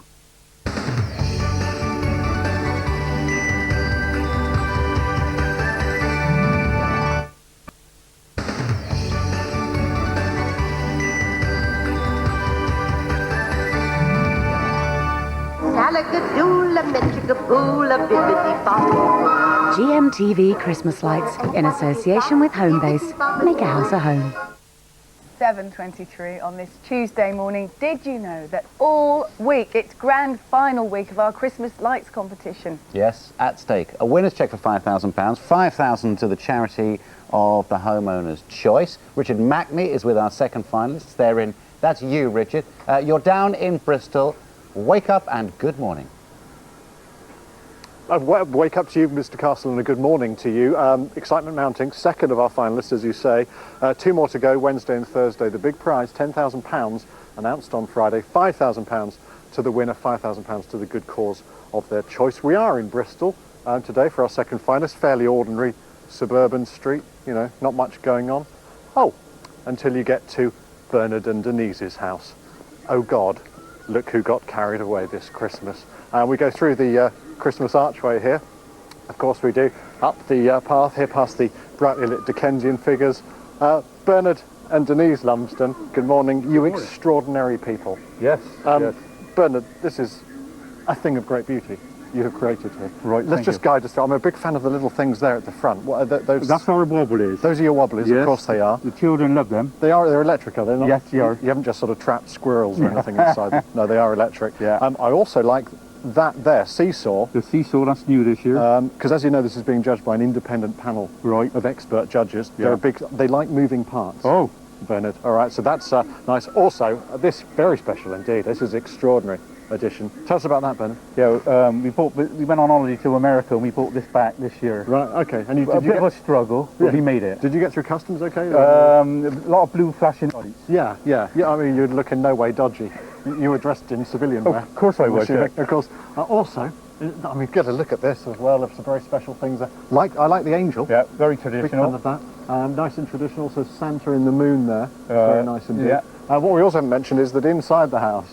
And we haven't got time for the inside. The inside is quite remarkable. As Dominic, our cameraman, pointed out, once you've been inside this house, your life is never the same. That's true, I think it's a very nice way of looking at it. Yeah. Now, as you know, £5,000, of course, for yourselves, if you win on Friday, £5,000 to a good cause. What's the good cause you've chosen, Bernard?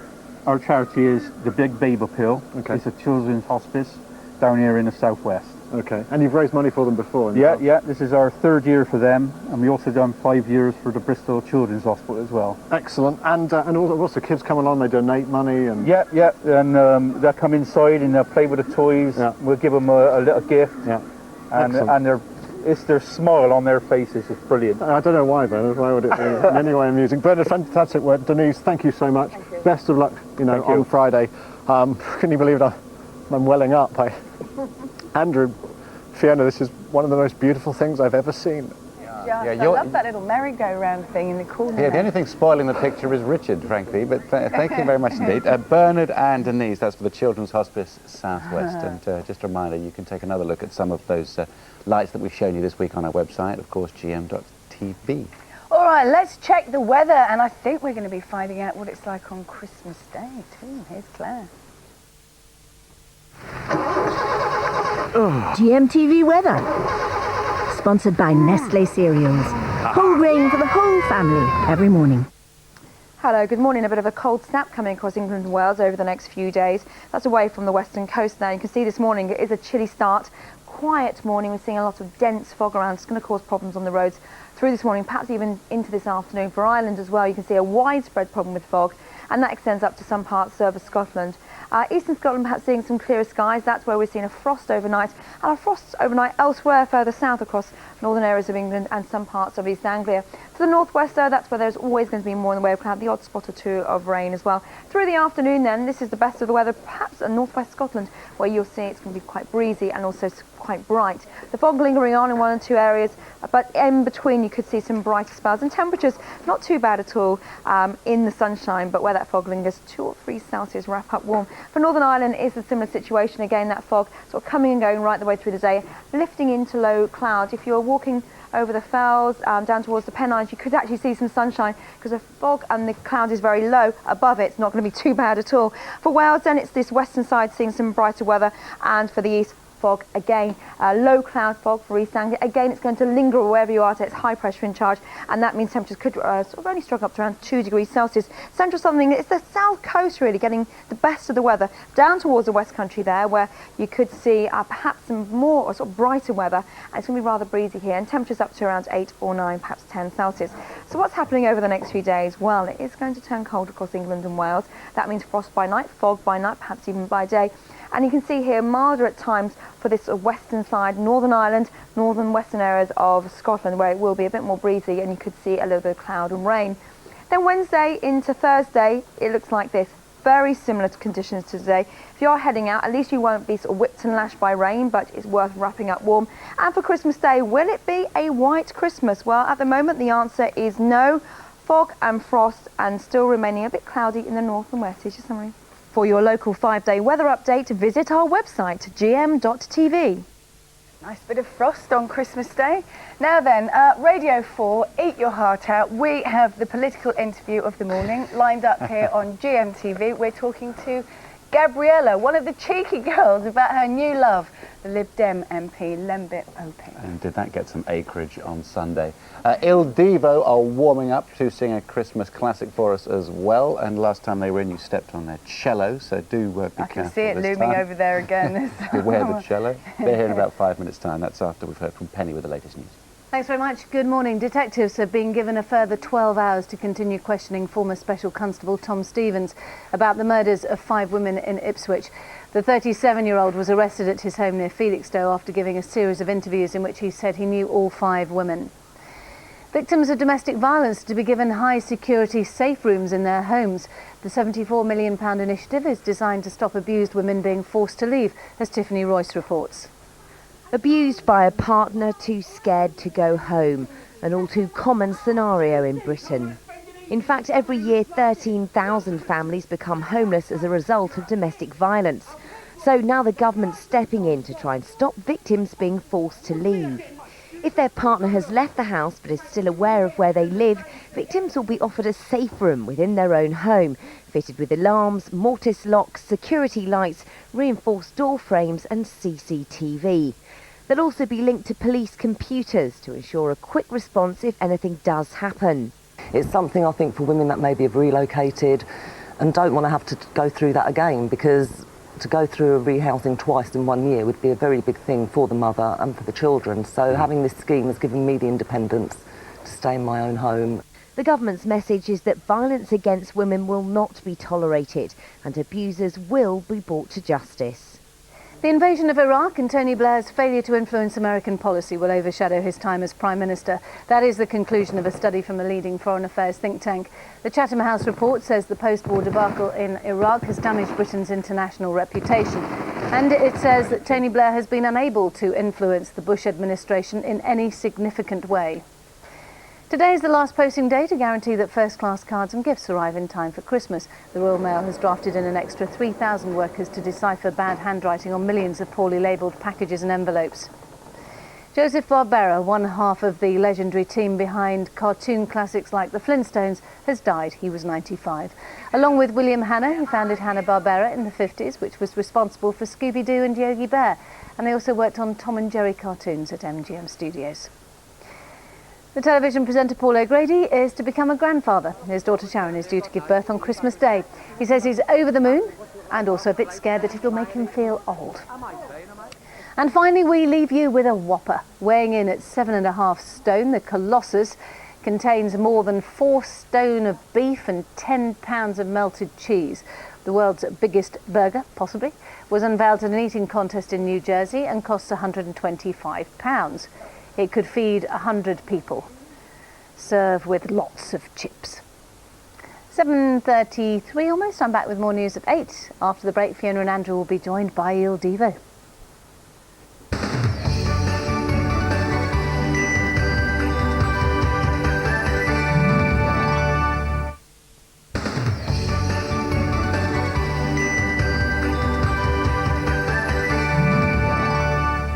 Good morning, 24 minutes to 8 on this Tuesday morning. How did I know Il Divo were in this morning? There were fans outside when I came in. They're only outside for you and Westlife. And I think you got more this time round, boys. Il Divo, ladies and gentlemen, are in the studio. The album's at number 4, Siempre. Good, yeah, exactly. Siempre. Good morning, Sebastian. You are lovely. Sebastian's got the most smouldering eyes, ladies and gentlemen. Those poor women outside would do anything to be standing here with me, wouldn't they now? Well, I guess they would. Otherwise, they wouldn't be queuing up in the freezing cold, would they? Now, they might not have slept all night because they've been queuing up to see you, but you haven't slept all night either, have you? Exactly, yeah. We just arrived from Spain. We did Dancing with Stars, the final, and we just arrived at 4 o'clock in the morning and wake up at 5, so that's great. It's ridiculous. They do work you hard, don't they? A little bit, yeah, but it's good to be here. Yeah. Now, listen, Christmas coming up, though. I know this is your last appearance before you break up for Christmas, and thank you for coming in to see us. Pleasure. What are you up to for Christmas, Carlos? Myself, I'm going to be in Spain with my family, my wife. Your new wife? Yeah, my new wife. Geraldine? Yeah, Geraldine. Yeah. With my dog, my cat, friends. Yes, I'm being awake until 5 o'clock in the morning, yeah, because Spain is always never sleeps. Yeah, no, Spain's gorgeous. I was there just a couple of weekends ago, actually. Now, we're not allowed to speak to David because poor David hasn't slept either and he's lost his voice, which doesn't bode well for their performance of White Christmas in a moment. But he's preserving his voice, aren't you, David? Don't say anything. Sebastian, what are you doing for Christmas?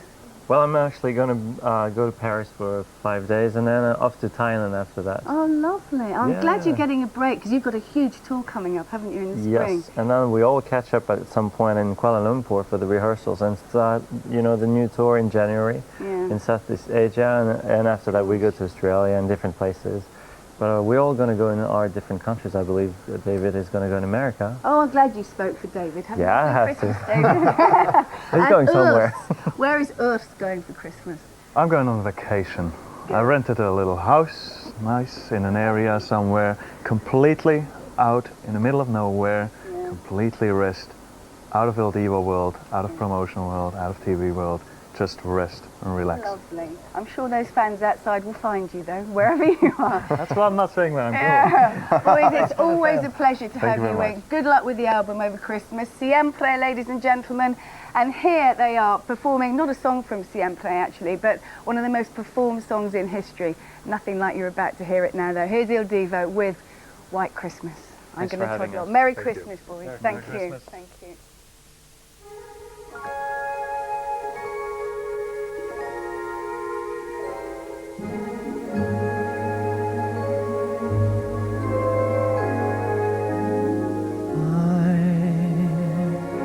Dreaming of a white Christmas, just like the ones I used to know, where the treetops glisten and children listen to hear sleigh bells in the snow.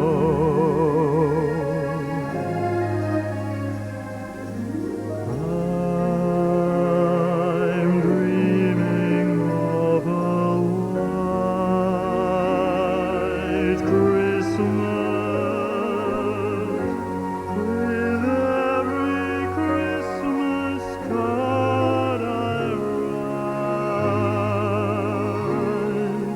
May your days be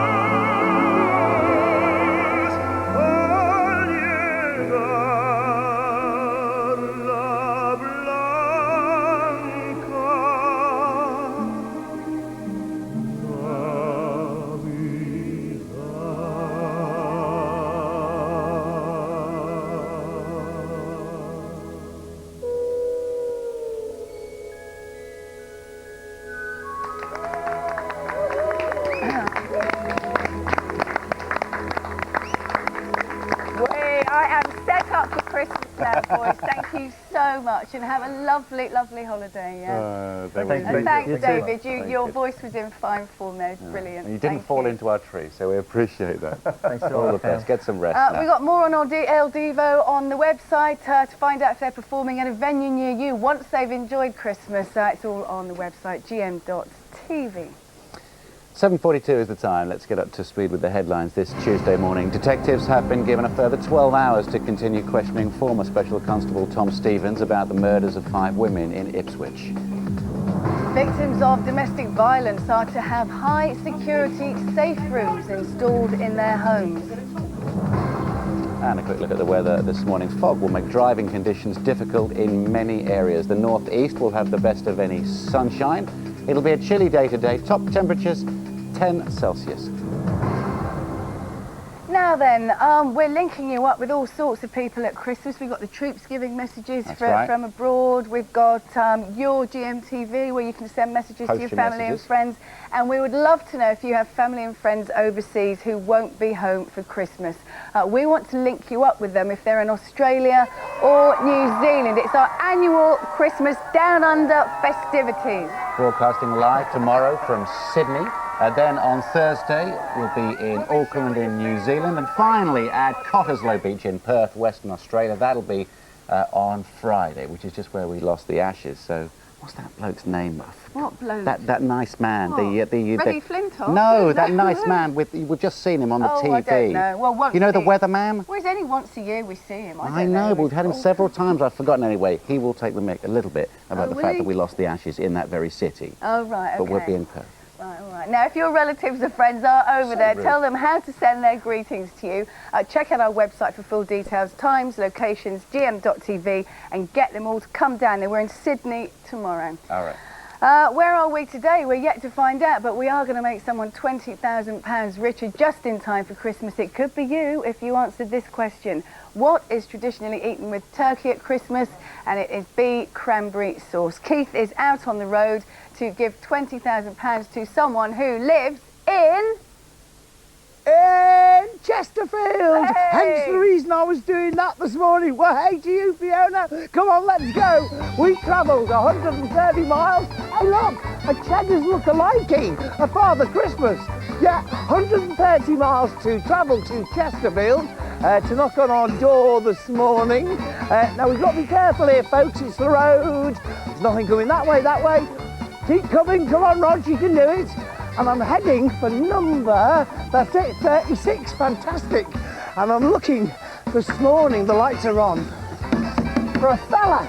Not many fellas win this. £20,000 winner, £20,000 to give away all week. We're looking for Ken. I can see, come here, look. I can see that we're live on TV in their lounge at the moment. But is Ken there? Ken, there's somebody coming.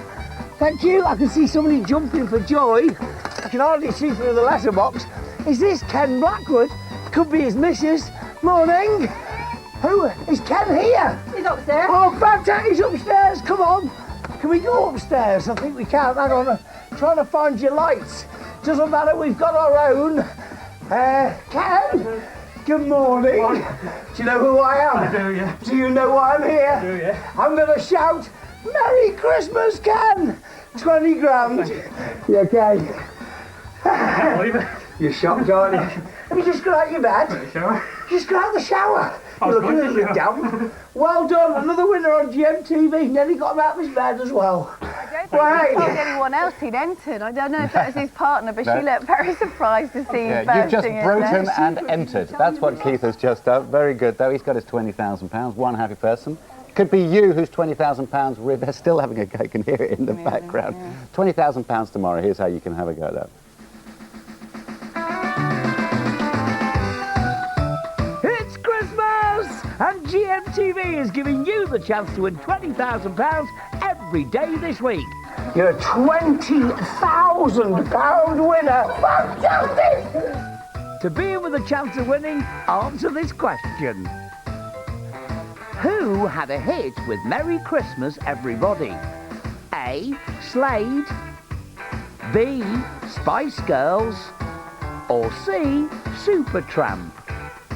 You can dial 09068 100 100. That's 09068 100 100. Or you can text A, B or C as your answer, plus your name and full address to 81149. Or you can enter via the website. Yeah, the line's closed at 9, so good luck with that. Okay, we'll be away for a couple of minutes now. Richard is next. What's he going to be talking about? Well, the worst Christmas of my life. That's one of the things. And tonight's episode all about disasters at the office party. And ours is lunchtime today. We'll have our own disasters or something similar. Yeah. Right, before we go to a break, another Christmas message from some people who won't be home at Christmas, our troops in Iraq. I'd just like to say hello to my mum and dad. I hope you have a nice Christmas and New Year. Hopefully I'll see you soon. Bye.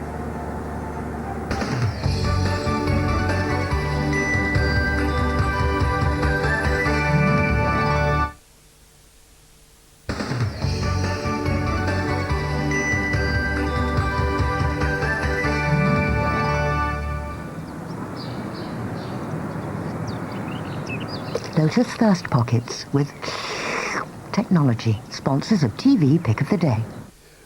Richard Arnold is here. Morning, we're limping until Christmas now, aren't we? Can we just go to... Are you all right? I'm over it now. Well before Christmas. Stop drinking before tea. You'd be surprised. There's life in me. Here we go. Doctor Who. Just a cheeky little verbal on Christmas Day. I'm teasing you because tragically no preview tapes are available of this, and I missed the screening. Unprofessional. I know. Very unprofessional. I couldn't make it. I'll tell you for why a little bit later on when you're old enough. But anyway, it is a cracking hour-long episode of Doctor Who on Christmas Day with Catherine Tate co-starring Am I Bothered, and she plays a bride who gets sort of ambushed by the TARDIS and actually obviously turns down Doctor Who at the end to be his assistant. She says no. Sarah Parish, Sarah's in it. Another one of my favourite ladies on the box, plays an alien. Her, would you? You wouldn't recognise her because this is Dame Sarah Parish. Doesn't she look well? The industry has been very harsh on Sarah. Penny Smith has finally shed her human form. There you have it. But I am reliably informed by those in the know that it is a cracking Doctor Who special, and it's got your man David Tennant in it as well. Cheeky another verbal as well, Losing Gemma, if you saw it last night. It concludes tonight, so if you missed last night's, too late. Holby City, Matt is finally questioning his relationship with Nikki. If you recognise these two people in the clip, drop me a postcard, thank you. What's wrong? Do you not think this is getting... What? I think we need to step back just a bit. What do you mean? Well, for a start, I think this could be damaging you as a patient. How come you worried about that all of a sudden? Okay, well... Look, if anyone here was to find out about this, I mean, have you told anyone? No one! Look, you worry too much. Come here. No, Nikki, it's too dangerous. I'm sorry. Rude of you. They're very good actors. No I doubt know, about I'm it. only pulling your leg. It's Christmas. I'm having a little bit of fun. Gm.tv. You're just depressed from drinking yesterday morning. Right, what about this other one you've got? From the makers of The Worst Week of My Life comes The Worst Christmas of My Life, starring Ben Miller as Howard, and his Christmas is going in the shape of a pear. This I have seen, all three of them. Catch it tonight, Thursday and Friday. Here you go. Howard, get on that karaoke now! Just a second, Nicola. Someone's got to go first! All right, just one song and then I've got to go. And so this is Christmas. He's being electrocuted! All right. And 8 o'clock on BBC Two, we've got... What have we got on 8 o'clock on BBC Two? I said that. And the Japanese... Rick Stein and the Japanese ambassador. What's Sushi, how festive. Have we got time for this? Yes. Have a look. No one could get fresher mackerel than this. However, when the Japanese ambassador saw what I was doing on the television, he told a friend of mine, in no uncertain terms I may add, that Rick Stein may know how to grill a Dover sole, but he doesn't know much about sushi. So what do you think? Oh, I love sushi. Oh, and I found out this year I have a shellfish allergy now. I can't eat raw fish. Is that why you just blow up? That's why I blow up. It's like Sharon from Kath and Kim. Hi, Sharon. Why the round face? It literally is So you like that. couldn't have an oyster or anything? Come right up in hives, yeah. Oh, I know. I can't imagine putting an oyster What a down waste the of a good throat. gag reflex. Oh, what are they? Because I've never ever had one. What are they like? What oysters? Oh, They're lovely, lovely. It's the wasabi. It's the wasabi you put on it. That's what you It's the vinegar. It's all about the vinegar, isn't it? The vinegar and the horseradish. Yeah. Vegan. It's like a big bogey. Oh, no, stop. Claire with the weather. That's the thing to say now. GMTV weather. Sponsored by Nestle Cereals. Whole grain for the whole family every morning. It's a bit of Tabasco, what you need on oyster. Lovely. Love it, really do. Anyway, this morning, is it the morning for shellfish? I don't think so, really. Something like hot porridge. It's so cold outside this morning. And in fact, that's how it's going to remain right the way through this week, away from perhaps the far west and north of Scotland and the far southwest, where temperatures are still just about in double figures. You can see a lot of fog around this morning. It's causing problems on the roads and will continue to do so, not only this morning, but through this afternoon, because very little wind, and this time of the year, the sun is not strong at all. It's not going to burn off that fog. So this afternoon you can see fog patches across Scotland, but generally speaking it's going to be a dry afternoon, some low cloud and a hint of sunshine where the fog doesn't linger. You can see here where the fog does linger, only 3 degrees Celsius. A similar situation for Northern Ireland as well. At least we've lost the wind and the rain, but even so, a lot of low clouds. Quite depressing, isn't it, really? Northern counties of England, southern parts of Scotland, again, a hint of sunshine to come here. But places such as the Vale of York, the Trent Valley, down towards the Midlands, parts of eastern parts of Wales, you can see here. The west not doing too badly at all, perhaps some brighter weather, but that fog really quite persistent in places, and that means it's going to feel very cold indeed, feeling quite dank in that sort of drizzly sort of low clouds as well. Central southern England, I think it's the south coast seeing the best of any weather, as well as the west country here, where temperatures could reach, as I said, 10 Celsius, more breeze blowing all that fog away. So that's today. Tomorrow it's going to be very similar. In fact, over the next few days, same sort of situation, but it does mean temperatures are falling. It's going to feel a lot colder. Frost by night, fog by night, perhaps by day as well. Remaining milder across the far west and north here, where you could see more in the way of cloud, more breeze, and perhaps the odd spot or two of rain over the next few days. So this is Wednesday into Thursday. Good news if you're heading out getting some Christmas presents, because at least you won't get wet. But remember your woolly hat and woolly scarf, because it is going to feel cold. Now, is it going to be a white Christmas? At the moment, we're still saying no. We've been saying that for the last few weeks, and the reason why? Well, it's going to be mostly dry. We're going to see fog and frost for most of us. A crisp, dry morning. So quite nice if you're heading out on Christmas Day. Watch out for the fog, and there will always be more cloud across the north and west, including Northern Ireland. Teacher Sally. Find out what's in store for the next 5 days on our website, gm.tv.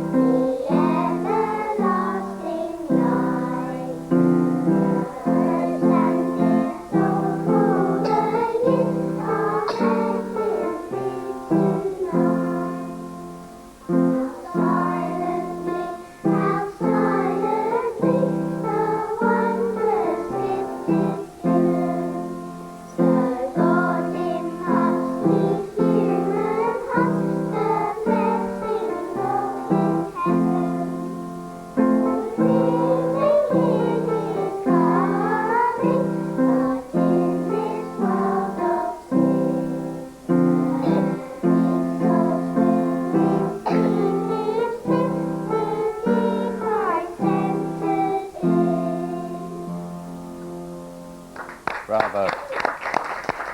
And a very Merry Christmas, everybody. These are the boys and girls of Christchurch Infant School from New Malden in Surrey. They are Year 2. They're breaking up today, and the teachers like that very much. And I'm sure they do as well, getting us into the Christmas spirit. Thank you. And that is Miss Sutton on the piano there. She's the deputy head teacher too. And in the wings was Miss Dunkling, who's been helping them remember all the words. Morning, everyone. It's coming. Oh, it is 8 o'clock, and you're watching GMTV today.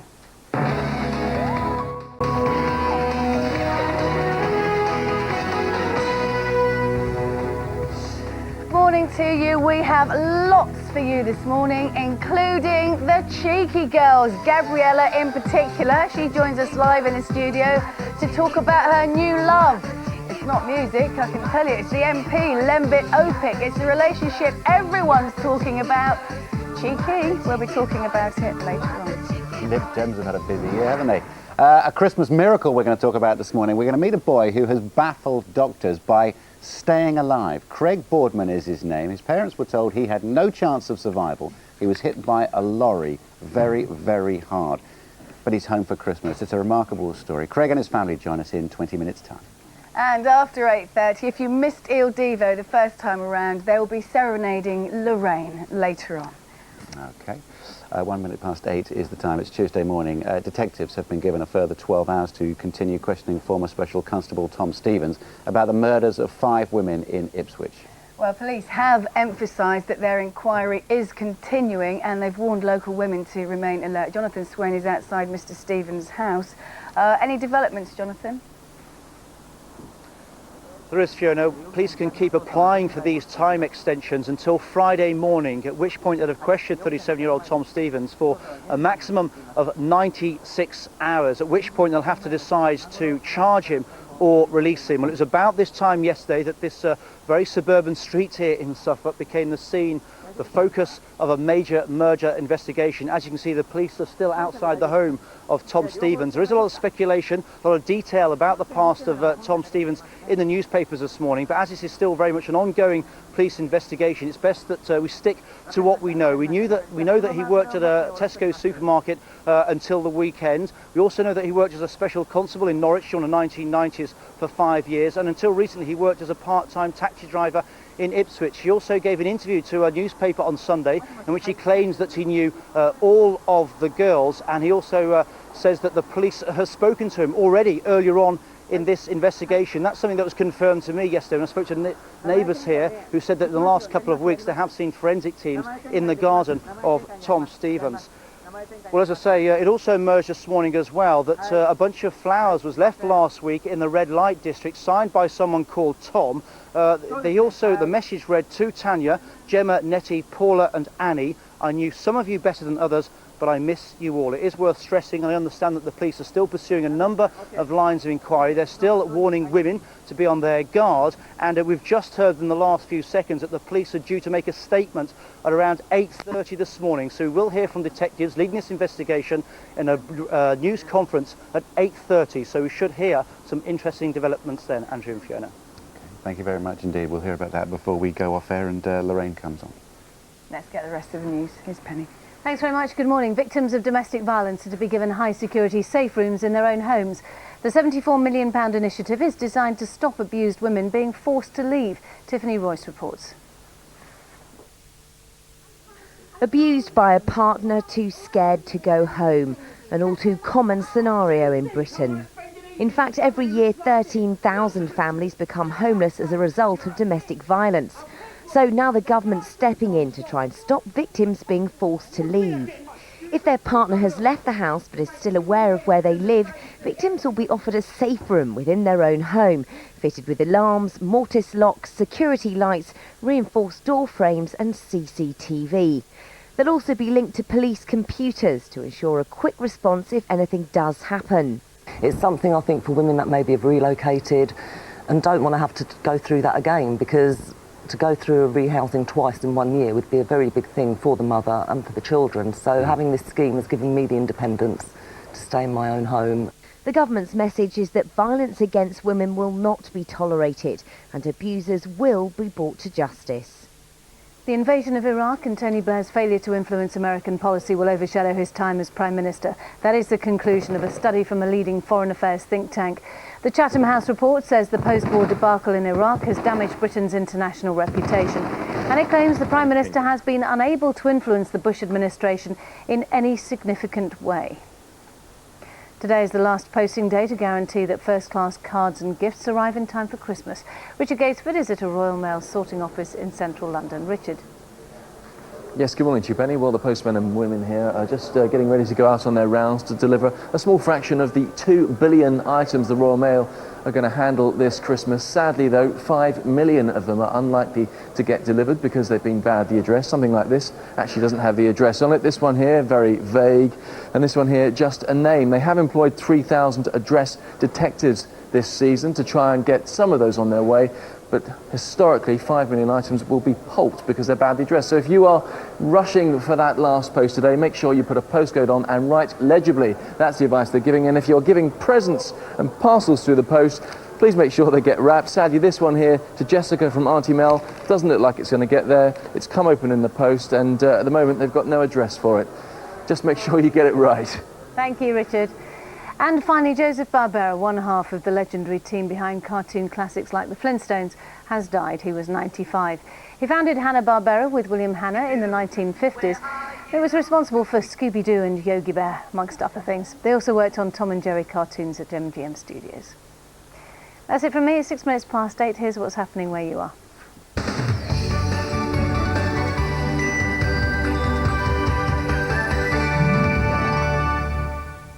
Good morning and welcome to the Breakfast News from ITV Granada. First, a demonstration will take place later outside a hospital in Greater Manchester after it was announced that its maternity unit is to shut. The closure of wards at Salford's Hope Hospital is part of the government's recent shake-up of the NHS. Protesters will be gathering outside this morning.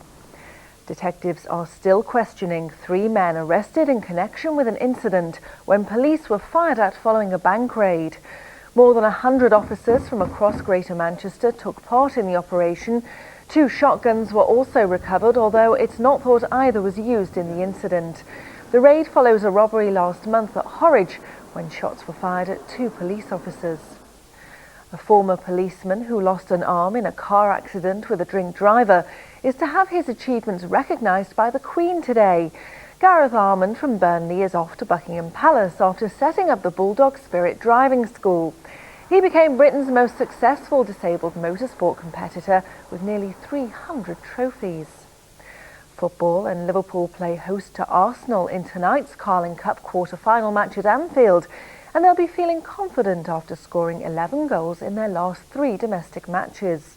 In their last cup game, Liverpool beat Birmingham 1-0 to reach this stage of the competition, but manager Rafa Benitez is all too aware that there are still big teams to beat before the final. All of us, we want to win, and we want to win every competition. Then when you have 3-4 teams, really good teams, always you can see one of them in the top or in the final, no? In this case, we were in the final 2 years ago, and we want to be in the final if it's possible this year.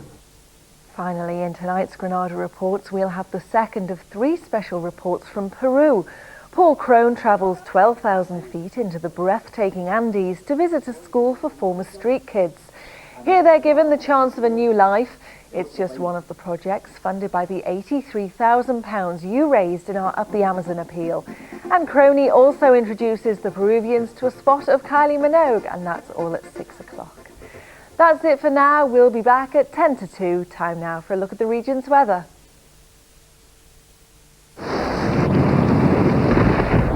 Relief for dry, chapped hands when they need it most. Nivea Hand SOS Intensive Balm. Watch out for some dense fog in places this morning. Most places will stay grey with just a few bright spells near the coast.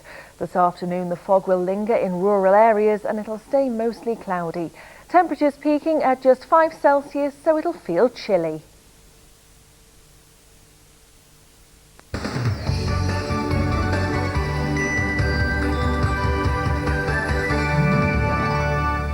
You know, I can't wait for this. He is a politician, she is a pop star, a very cheeky pop star. I am, of course, talking about Lib Dem MP Lembit Opik and his new girlfriend, Gabriella Irimia, one half of the Cheeky Girls. It's the talk of Westminster and, of course, of all the papers.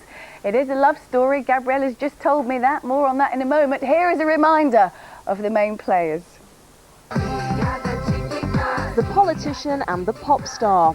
It's the romance that's got everyone talking, and it seems to be going from strength to strength. The Cheeky Girls became a pop phenomenon in 2002 when they shot to fame following an outrageous audition on Popstars The Rivals. Within months, Romanian twins Gabriella and Monica Irimia released the Cheeky song, becoming instant celebrities and even helping us on Gmtv to celebrate Christmas. Cheeky, cheeky. At around the same time, flamboyant Lib Dem MP Lembit Opik was romancing weather presenter Sean Lloyd. The couple seemed to have a sunny outlook when they announced their engagement in 2004, but a general election forced the wedding to be postponed, and unknown to Sean, more storm clouds were brewing. 2 months ago, Lembit met the Cheeky Girls at a showbiz bash in London, and Gabriella, seen here on the left, was instantly smitten. The couple claim they didn't get together officially until the day Lembit and Sian split up, but some might say even that's a bit cheeky. She is a cheeky girl, and she is here this morning. Gabriella with her sister Monica and long-suffering mum Margit is there on the end. Morning, all three of you. Morning. You cheeky girl. Is this all true? Yeah. Yes. Well, basically everything is true. It's all I can say. It's love at first sight, and I already had my second sight as well, and I didn't change my mind. Ooh, I won't ask about the second sight. I know the first sight was on a talent show, wasn't it? Where Lembit was playing the mouth organ, and what were you doing? We've done a ballet routine. Okay, that would have been worth seeing too. So you first met him there, so you actually fell for him on that first meeting. Well, actually what happened, we met at the party, wrap-up party of Channel 5 All-Star Talent Show. Okay. And we were talking for about 2 hours and the time flew. Yeah. Just like that. Yes, normally we socialize with everyone, but my sister, she got stuck at one person and I had to do the round. So you knew something was up, Monica? Yes, obviously. You could tell that they were having long chats. And I was sitting on the sofa watching. Keeping a big eye on this proceedings, Mum.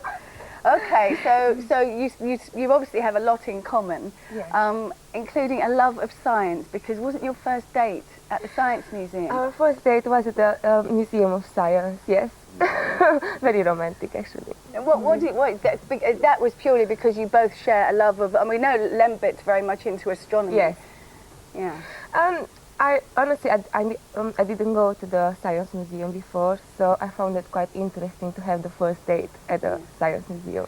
So what is it about him then, Gabriella? What is it about him you like? Well, he is very smart, he is very intelligent, he is very attentive.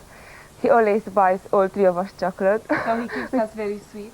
Oh, he gives you chocolate? Yes. No, yes. That's the way to a woman's heart, you see. Even to Rocky, our dog. Oh, even Rocky's dragged in too.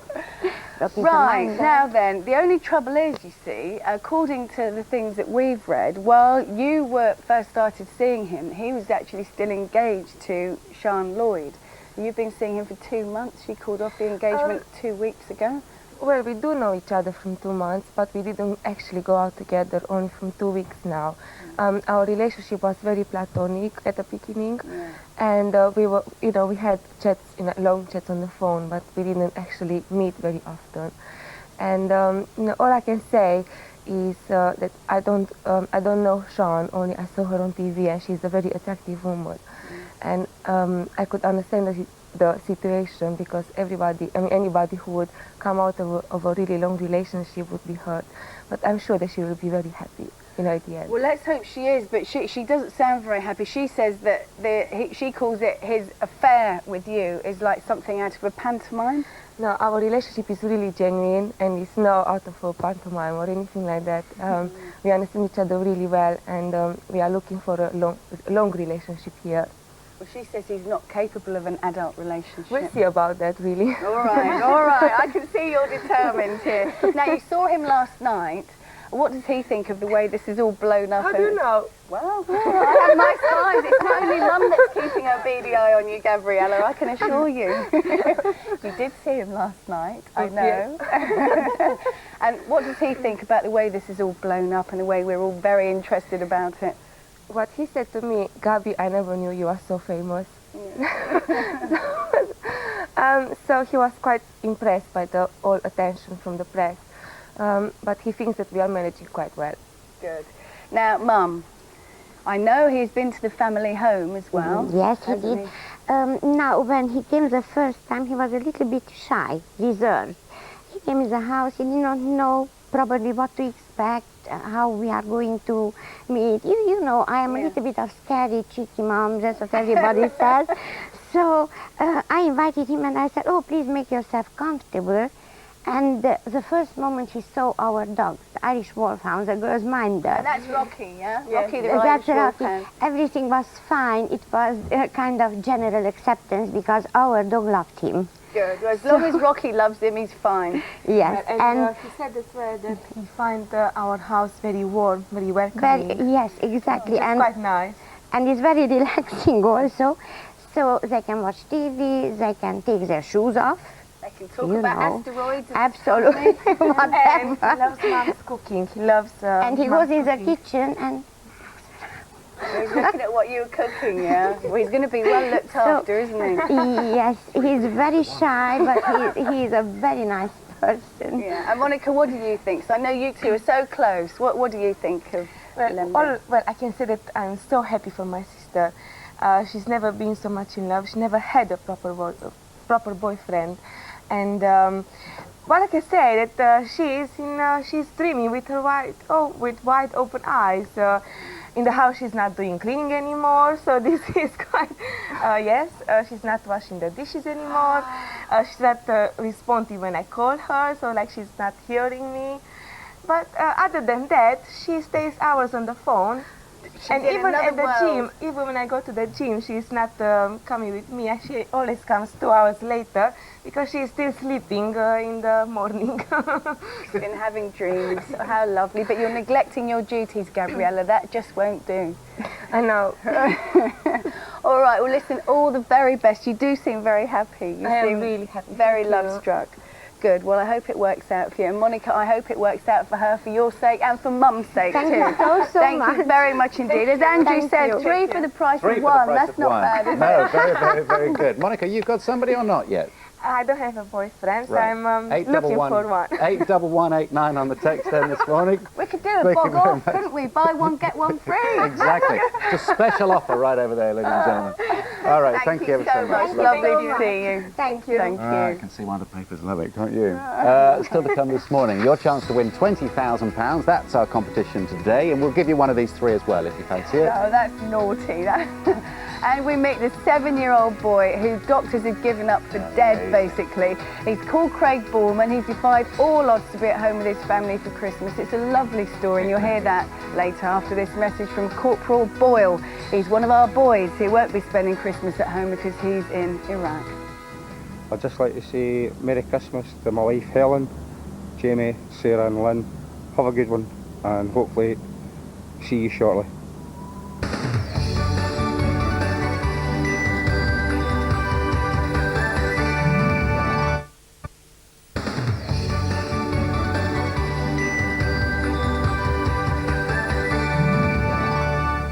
Checkers gave somebody a bit of a surprise earlier on. His name is Ken Blackwood. He wasn't entirely ready, but well, the cheque was very welcome. £20,000.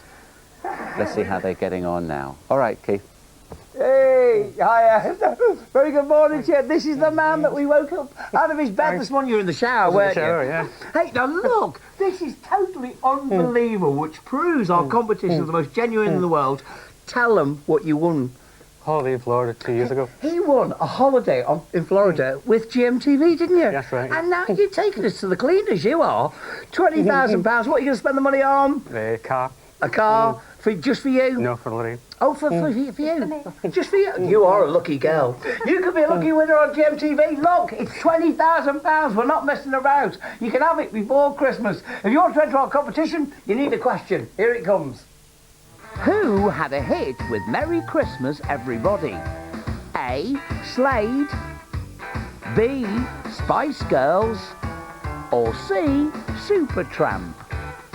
You can dial 09068 100 100. That's 09068 100 100. Or you can text A, B or C as your answer, plus your name and full address to 81149. Or you can enter via the website. All right, Keith and Ken, thank you very much indeed. Now, there's a New Year's resolution. Enter competitions. It goes well for Ken. Very, very good. Right, now, Christmas is a time for families. We all know that. But perhaps no one knows it better than Kelly and Dave Boardman. 6 months ago, they were told by doctors to say their goodbyes to their little son, Craig. He was hit really hard by a lorry outside his home. It was a terrible time. He suffered horrific injuries, but amazingly, He's made a miraculous, and it truly is a miraculous recovery, and he's here now along with parents and brothers. Dominic down the far end, who is 11, and there's Adam, who's just 8 years of age, and Dominic was there at the accident as well. So a tough time for all, but he's all right now. Craig, how are you doing? Okay. You're going to be home for Christmas now, aren't you, and everything okay? Do you remember the accident at all? You don't remember it? I shouldn't think so. It was terrible, wasn't it? But you've seen pictures, haven't you, of you know, all your injuries and everything else. And how do you feel now? Better. What a relief. We're so glad that you're here today. He's been the life and soul of the party in the green room this morning. And did you enjoy seeing the cheeky girls earlier on? All the boys, in fact, I think quite enjoyed seeing the cheeky girls. They'll have a picture taken with them later on. Kelly and Dave, what a time it has been. What have you been through as a family? A lot. A lot, yeah. It's very emotional. Yeah. You know... It happens to somebody else, doesn't it? Yeah, it doesn't happen to you. Yeah. It always happens to somebody else. You read about it, you see it on the TV. But Tell us how bad the injuries were, what injuries they were that he suffered. Yeah. Because, I mean, I know it's an amazing list, but just if you can, I mean... You won't believe it when I tell you he had a crushed lung, a punctured lung. He had his liver was split in half, his pancreas was crushed, his spleen was crushed, and he's lost one of these vertebrae is just disintegrated, and two of them are split, and he's got spinal damage as well. And the prognosis was extremely bad. You were told to prepare for the worst, weren't you? Definitely, yeah. And then what happened? Because look at him. we went home to get changed. They sent you home, didn't they? Yeah, they sent us home. I don't think they knew what was going to happen, and I think really they wanted us out of the way as well. Yes. We'd just got in the house and got a phone call. We got a message off Craig. I said, "You're joking." Well, so Craig had said something. Craig had woke up, and the first words out of his mouth, not "Mum, Dad, ow," you know, it was, "I don't like this bed. I want my own bed." Is that what the first thing that you said was? That is absolutely fantastic. Brush my teeth. Oh, and then you wanted to brush his teeth. And you brushed your teeth because it didn't feel so good in there, probably with all the ventilator and everything else that had been in there. What an amazing story it was, and what a tough time for everybody to go through. But I tell you what, I don't know whether you were spiritual beforehand, but it's enough to make you believe, isn't it? Keep saying he's got angels, doesn't he? Yeah, he keeps saying he's got an angel. My ghost is follow me. Yeah. You're going to Afghanistan in February now. You were going to go, weren't you, before, but they gave you some compassionate leave? Yeah, my work's been very, very good. I served with 9 Regiment Army Air Corps at Dishforth. Good job. Probably enjoy it. Okay. And I'm off to Afghan. I say it's a little break, to be honest. After the trauma of what the family have been through, I'm sure it's the case. I wish you all a very, very happy Christmas, and Craig's going to make it just by being there. Yeah. Thanks ever so much for coming and telling us your stories. All right, the time now, 8:27. We're off to Suffolk now, where Jonathan Swain has some news on the Suffolk murder hunt, don't you, Jonathan? What is the latest? Morning, Fiona. We've just heard in the last few minutes that the police this morning have made a second arrest in this murder investigation. Apparently they made a second arrest this morning in the red light district of Ipswich. Just hearing now as well that the police are also closing off 2 or 3 roads in the centre of Ipswich. Several police cars and a couple of police vans, we're told, are in the town centre. I imagine that this is linked to that second arrest this morning. At the moment, no names, no details of the man who's been arrested has been released to us. The press conference was due to happen at 8:30 about now. That has now been postponed to 8:45. I imagine that because things are so fast moving in this investigation, the police are getting all their thoughts together, all their information together before they present all of their facts and the evidence to the press, to us, in around 15 or so minutes' time. But as I say, the second arrest has been made in the red light district. The police, just to recap, are investigating the deaths of Tanya Nichol, 19 years old, who was found at Hintlesham, Gemma Adams, the 24-year-old, who was found at Copdock, Anna Lee Alderton, whose body was found at Nacton a week ago on Sunday, and then last Tuesday the bodies of Paula Clennell and Annette Nichols were found in Levington, all just within 10 or so square miles of Ipswich. But this is such a fast-moving investigation. We were shocked when we found 5 bodies were killed last week, but now there's been a second arrest this morning. We'll have more details throughout the morning, I'm sure. All right, Jonathan, as you say, that press conference due in about 16 minutes, so no doubt we'll be covering that too. Up next, though, afraid to walk a child to school. This mum you're about to see, we hope, well you're not going to, but it is about a mum scared to venture out of her door because of panic attacks. So how did she manage to overcome that fear? We'll be finding out later on. Yeah, there's a TV programme about that tonight as well. Before that, we've got the Love Doctor, Sam Van Rood, with how to get the person you want under the mistletoe. The Love Doctor. Do you never seem to get the person you fancy at Christmas? Flirting's just like driving. There are clear signals. Guys, keep an eye on your prey. If she ignores you, it's a red light. If she catches your eye, it's amber, so carry on. If she catches your eye again, it's definitely a green light, so get moving and chatter up. Ladies, catch his eye and say in your mind, "You are really gorgeous." And if he looks back too, it's a green light. Once you're chatting, the next step is the flirting triangle. That's looking from the eyes to the mouth and admiring their best bits. And did you know that? The more someone fancies you, the more they'll look at your mouth. Why? Because she's probably thinking about kissing you.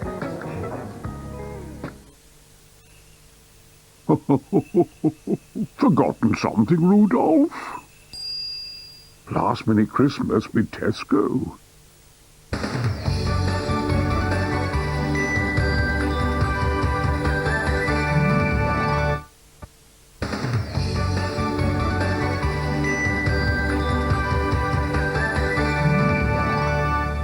Hi there, hello. Now it seems the January sales are a thing of the past, with shops slashing their prices from right now. It's predicted this year will be the best ever for bagging a bargain before Christmas, like this designer handbag here. 40% off from today. We've got our guide to getting the best out of the sales with our Mark. That and lots more I'll see you in a couple of minutes. GMTV weather. Sponsored by Nestle Cereals. Whole grain for the whole family every morning. If you're heading out this morning, wrap up warm. It's a chilly start out there, touch of frosting across some places of the country, particularly across eastern parts of Scotland and northern England down towards East Anglia. You can see a lot of fog generally, and that will be the problem over the next few days. It's going to cause problems on the roads and will be slow to clear.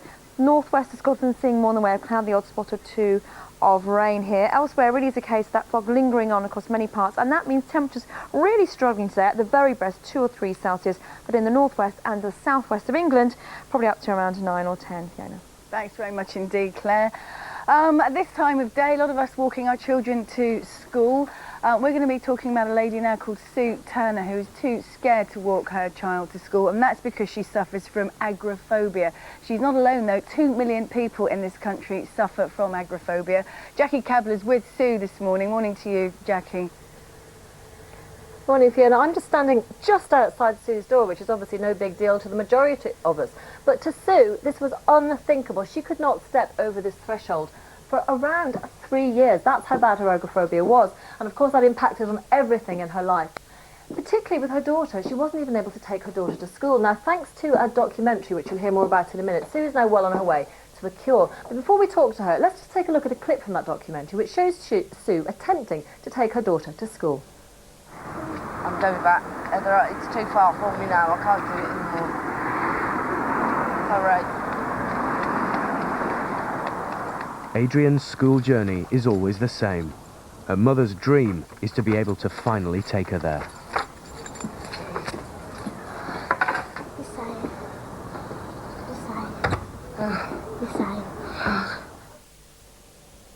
Well, here's Sue. You can see just how appalling her life was. Things have got better, and we'll talk to Sue in just a minute. But first of all, let's talk to Adrian, who you saw in that clip. Now, Adrian, we saw Mummy attempting to walk you to school. It was awful for you, wasn't it? Tell me a bit about what it was like when Mummy had a really bad agoraphobia. It was really bad because she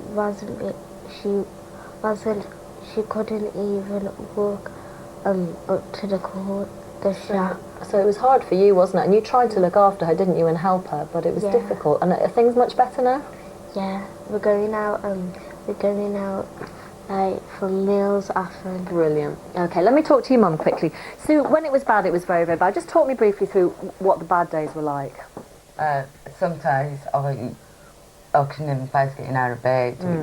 it was so hard to even, you know, attempt to even try and get out of bed, let alone get outside the front door. And it went on for years, and things that, you know, I wouldn't have thought about, like how do you buy clothes, how do you buy food? You lived by your computer, really. Thank goodness for the internet. Totally, the computer and the internet was my total lifeline.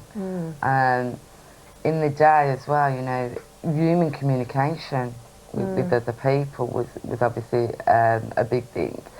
So yeah, I did everything on the computer. All right, well, it's lovely to see you looking so much better now. I know you're on the way to recovery, and we'll see very more of you in a documentary tonight.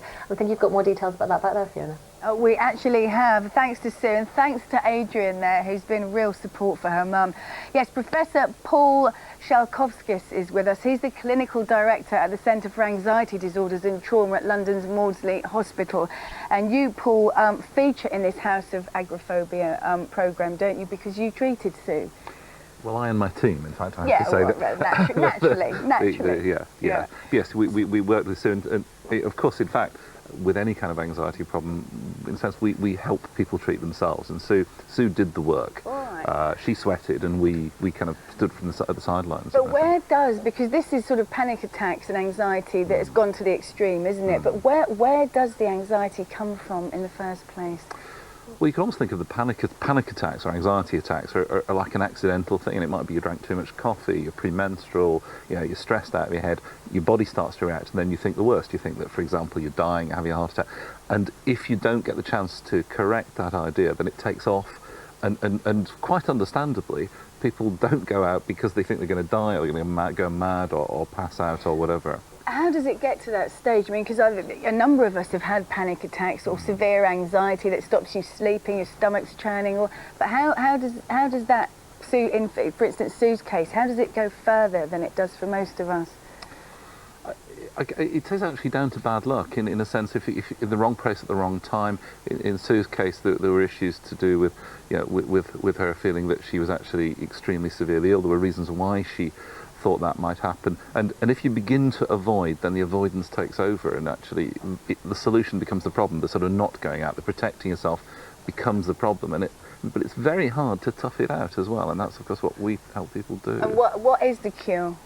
Well, the cure is this thing called cognitive behaviour therapy, which is basically how people change the beliefs, the thinking that's actually causing them to feel panicky, and then helping them confront their fears directly by doing what they have to do. All right, Paul, thank you very much indeed. And it's becoming more and more common as well, isn't it, in this day and age? Sure. Channel 4, 10 o'clock tonight, you can see more about what we've been talking about. Right now on Gmtv, Lorraine.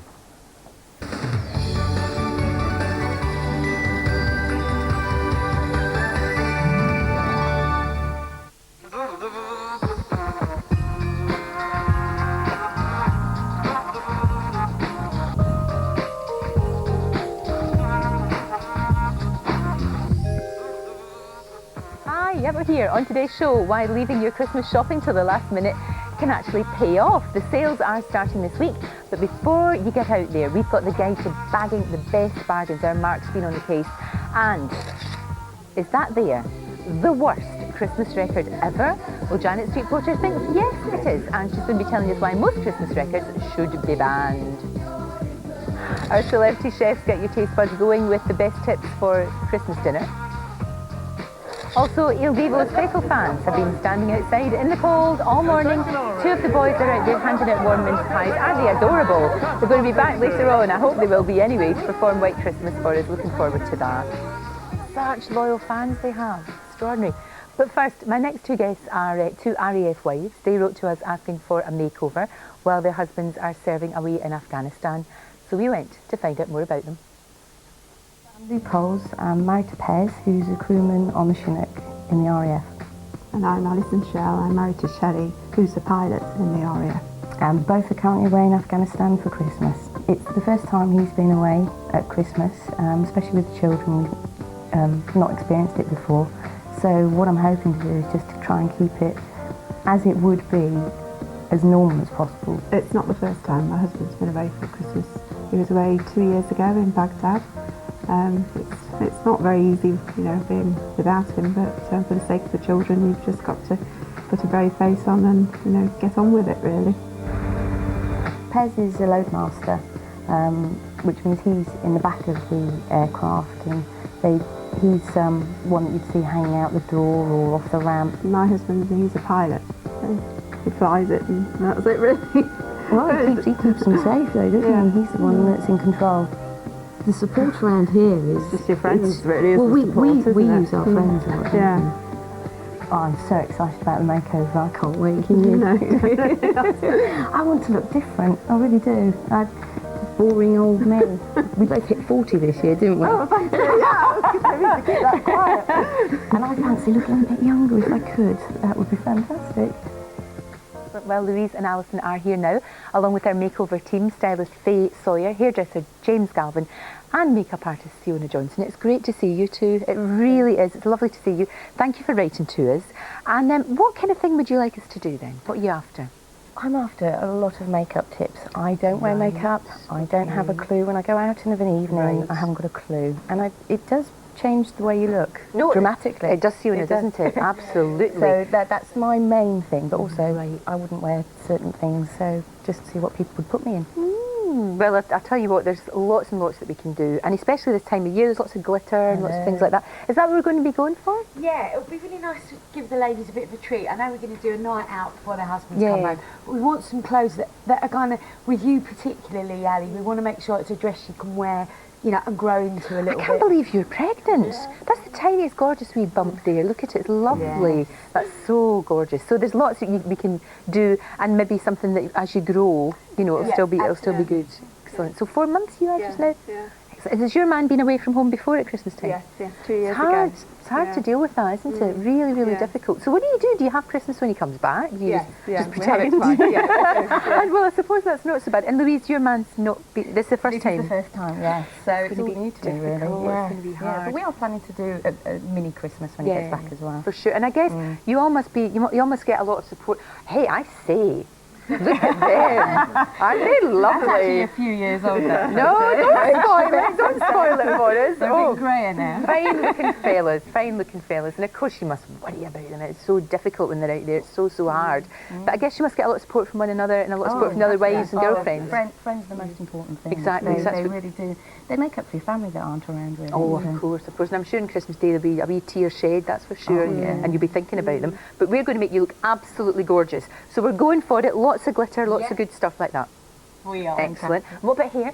Hair, with Louise, I feel that her hair's just a little bit too solid, a bit too heavy through the front. So I'm going to open up her face a little bit. She's got a lovely face, so I think to open it up would be a good idea. Yep. And with Ali, she's got fantastic hair, and because she's pregnant, she's not going to want her hair to be too difficult, so we're going to keep it low maintenance. I'm going to give her a few tips on how she can manage it and make it look beautiful and really good easily. I'll tell you what, I can't believe you two, you don't mind me saying your age, do you? No. I can't believe you're both 40. You're in your prime. You really are. I can't believe it. Do you think women generally, though, we are? It's fantastic. It's really good. Well, we'll let you get off and get sorted, and we'll see you very, very soon. Enjoy. Thank you. Lots and lots of tips. You've got the A-team there. They'll sort you out. Thank you very much indeed. Now, earlier on, you might have seen this moment when Keith Chegwin surprised Ken Blackwood from Chesterfield with a cheque for £20,000. A very happy man. Let's see how they're getting on. Keith, how's it going? Has he calmed down yet? Hi there. Only just a little bit. But he's a double winner, you know, Lorraine, on Gmtv, because you won a holiday, didn't you? That's right, yeah. And so where did you go to? Florida. And what was it like? Fantastic. Did we look after you really well? Superbly. You can say more than one word if you like, I don't care. That'll do for me. Because you're not originally from Chesterfield, are you? No. Whereabouts? East Kilbride. Oh, good part of the world. Yeah. Now, look, when I've been to Scotland, people say some very odd words to me, and I've always wanted to know what they mean. A lot of people shout at me, hard the weast. Shut up. Oh, right, okay. They've often said, stitch that. Oh, lovely. And when I knock on the door, they go, the police are coming. That was like you this morning. What's I thought that? the police were coming. Lovely. Winners on Gmtv, £20,000. You could be a winner. It's Christmas. They need the money, don't they? Yeah. Okay, so get diving. Good luck to you all. Here come the competition details.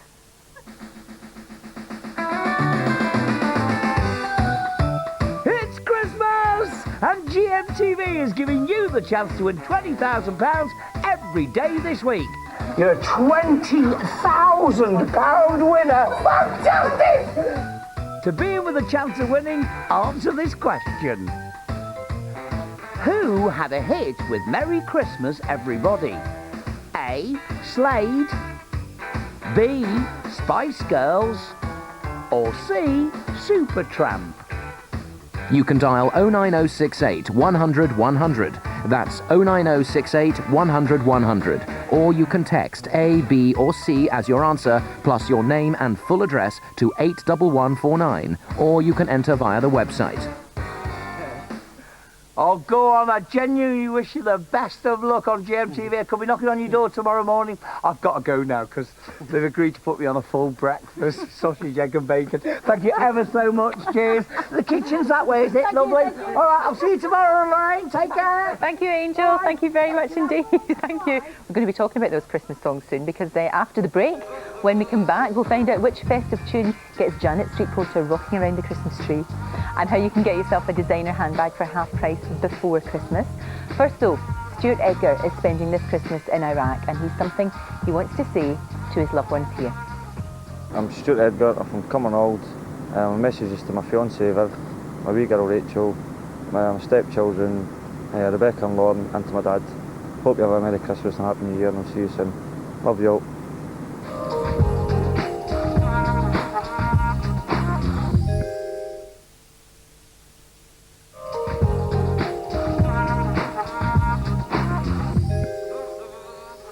Hi, welcome back to Come This Morning. Il Divo are dreaming of a white Christmas. They're going to be performing that for us later on. Looking forward to that.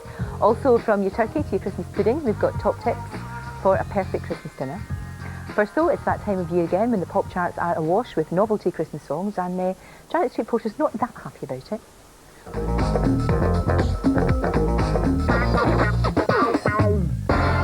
Yeah, this is when everybody and their granny brings out a record, isn't it? I'm afraid they're the kind of records that you can only play when you're completely trolleyed. And then you don't play them once, do you, Lorraine? You play them 10 times over. You do. I remember one Christmas, and I'm not going to name drop here, but I was in Los Angeles with Elton John, and he gave me Mr. Hankey's Christmas Poo, the record from South Park, and Elton and I sang non-stop for 2 days. Mr. Hankey, Mr. Hankey, Mr. Hankey's Christmas Poo. And unfortunately, viewers are not allowed to see the video. It's really sad. I wanted to show the video, but basically it's a wee dancing jobby, and we thought it would be in bad taste. Yes, it is a wee It's festive though, it's got a wee hat on, eh? It's so brilliant, but it is a record that drives everybody else mad, and that's the criteria for Christmas records, isn't it? The daddy of them all has to be Mr. Blobby though, don't you think? Oh, Mr. Blobby. How I hate that Mr. Blobby record. Because let's be honest, this is a time of year where we're turning into Mr. Blobby. We don't want to be reminded. We are, no, absolutely. I mean, because Cliff always brings out a record this time of year, doesn't he? Well, he's got a loyal army of fans. He sure has. And they're I'm not one of them, let's be honest. No. I won't be listening to Cliff. I can't stand Cliff. It's just, I don't know. What's the one that we've got now? What's the Cliffy one? Mistletoe, should we have a look at it to remind ourselves? Well, the criteria for these Christmas records is they're singing along for you. Yeah. That they also have loads and loads and loads of records, loads of people all swaying in the background. Now, I really like the Phil Spector Christmas album because you can put that on. That's good. You can do cooking and it's a huge wave of sound and it goes through all the Christmas carols and everything like that. And then there's records like Slade. Do you know what? I'm so bored with this song. I'm so over this song now. Well, in fact, I have been for many years. Isn't it? Merry Christmas, everybody. In case you didn't know it's Christmas, by the way, the record's going to tell you. And also, they've been playing it since October, haven't they? Records they tell you the obvious. Merry Christmas, everybody. It's For like sure. the Live Aid one. Do you know it's Christmas? Well, yes, I do know it's Christmas. Thank you very, very much. That is not a great song. I think we all get swept away, and obviously the motive, the intention's very honourable and all the rest of it, but it's not the best song in the world, No, is it? musically, it's appalling. No. And they brought... He had a chin. George. Lovely. That was 1984. That was more than 20 years ago. That is really, really scary. I don't think Christmas records ever really date. I mean, No. Mr. Hankey. Mr. Hankey will always be there. I'll probably have it at my funeral, Lorraine. Do you know what? I think that would be quite funny because everybody would laugh and that would be good. I really liked Kirsty MacColl. I thought that was a good one. You know, the Fairy Tale of New York. That was a really lovely, lovely song. Quite dark as well. Yeah. You scumbag, you maggot, you cheap lousy, you faggot. It's really good to sing along with. You're already in the Christmas mood. You'll have no voice left by Christmas Eve. I know. We've got a wee compilation here of some really, really bad ones that I'm sure will... Oh, no, make it stop. Oh.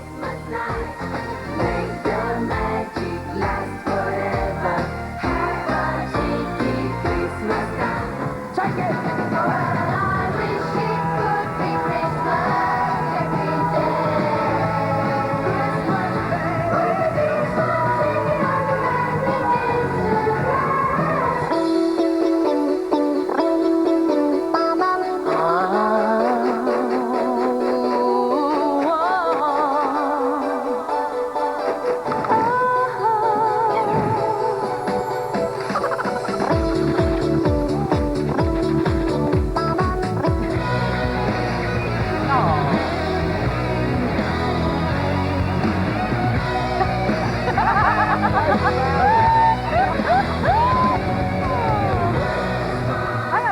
that one of the angels. I like so it. Funny, so funny. I suppose the other thing about Christmas records is the costumes in them. Just look at them. Fantastic. The cheeky girls frightened me. So I found the cheeky girls Very scared. kind of gold knickers terrifying. They look like two turkeys ready to be basted in the oven in those Baco foil bags. Can we finish on a good one? And this actually has to be my favourite one. It's Frankie Goes to Hollywood and the Power of Love. I just love the video as well. The video is so traditional. Whenever we look, here we go. I mean, that's just...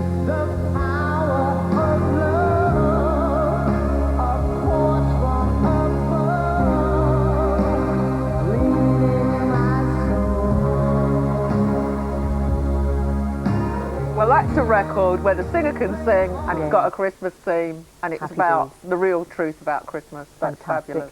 Have a good one. Thank you. Have a good one. Enjoy singing the songs. Yes, I will. Mr. Hankey. I'll get on those gold pants later. It's great to see you. Thank you, Janet. Thank you. And I hope all of that got you feeling a wee bit festive. If not, maybe this will. We've got some really good tips for your Christmas dinner by celebrity chefs. Now, a delicious turkey is the centre of everyone's Christmas dinner, but not everyone knows how to pick the right size. My top tip is to allow 1 pound or 500 grams per person. But whatever size you pick, make sure it's going to fit comfortably into your oven.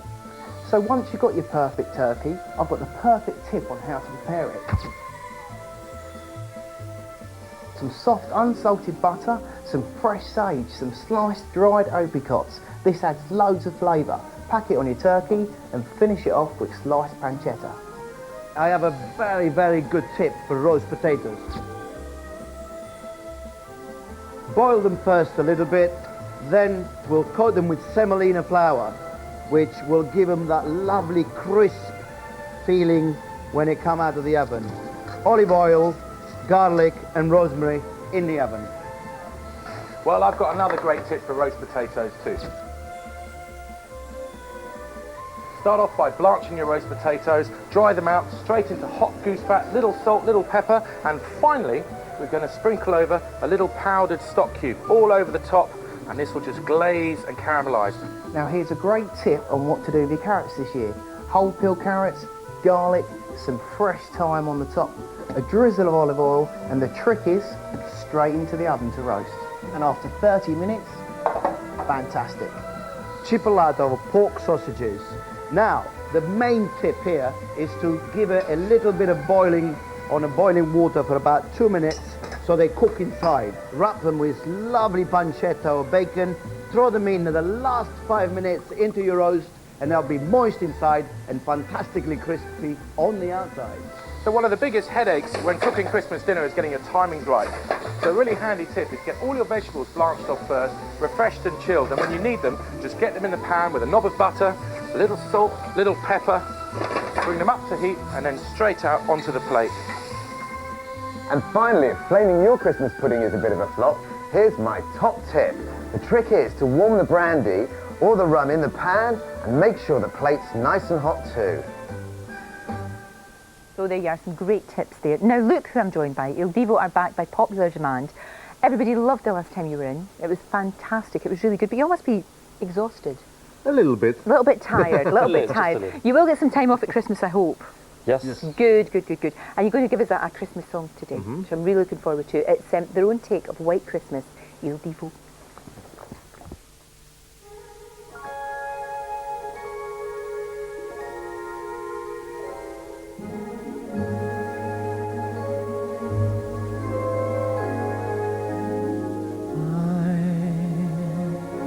Dreaming of a white Christmas,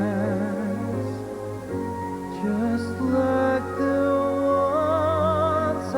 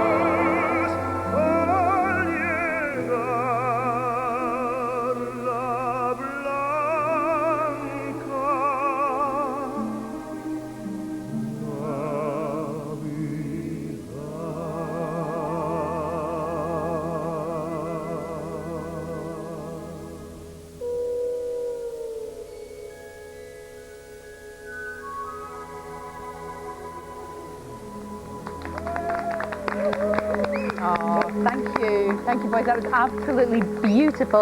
And they're going to have a well-earned rest over Christmas, but the boys will be back with a tour. And you can find out if Il Divo are performing at a venue near you in the new year by going onto our website, gm.tv. And don't forget, the album is out as well. Thank you very much indeed. Right, time now for a quick break. Still to come, forget the January sales, there's bargains to be had right now. Mark Hayes shows us how to cash in on the pre-Christmas sales. Also, the makeover team are adding the final touches to our RAF wives for their new glamorous look. We'll see the finished results in just a few minutes. First though, Jonathan Swartz has a message for his family all the way from Iraq. Jonathan Swartz, Pembrokeshire and Wales. Family to all the message. Just to say have a happy Christmas and I'll see you all soon.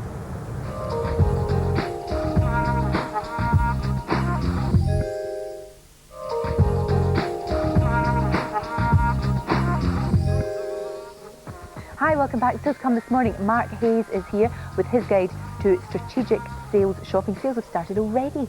First though, do you remember we set our makeover team to work on RAF wives Louise Coles and Alison Shell? This is how they looked before. Very beautiful women, absolutely gorgeous, but this is how they look now. Da-da-da. Beautiful. How do you feel?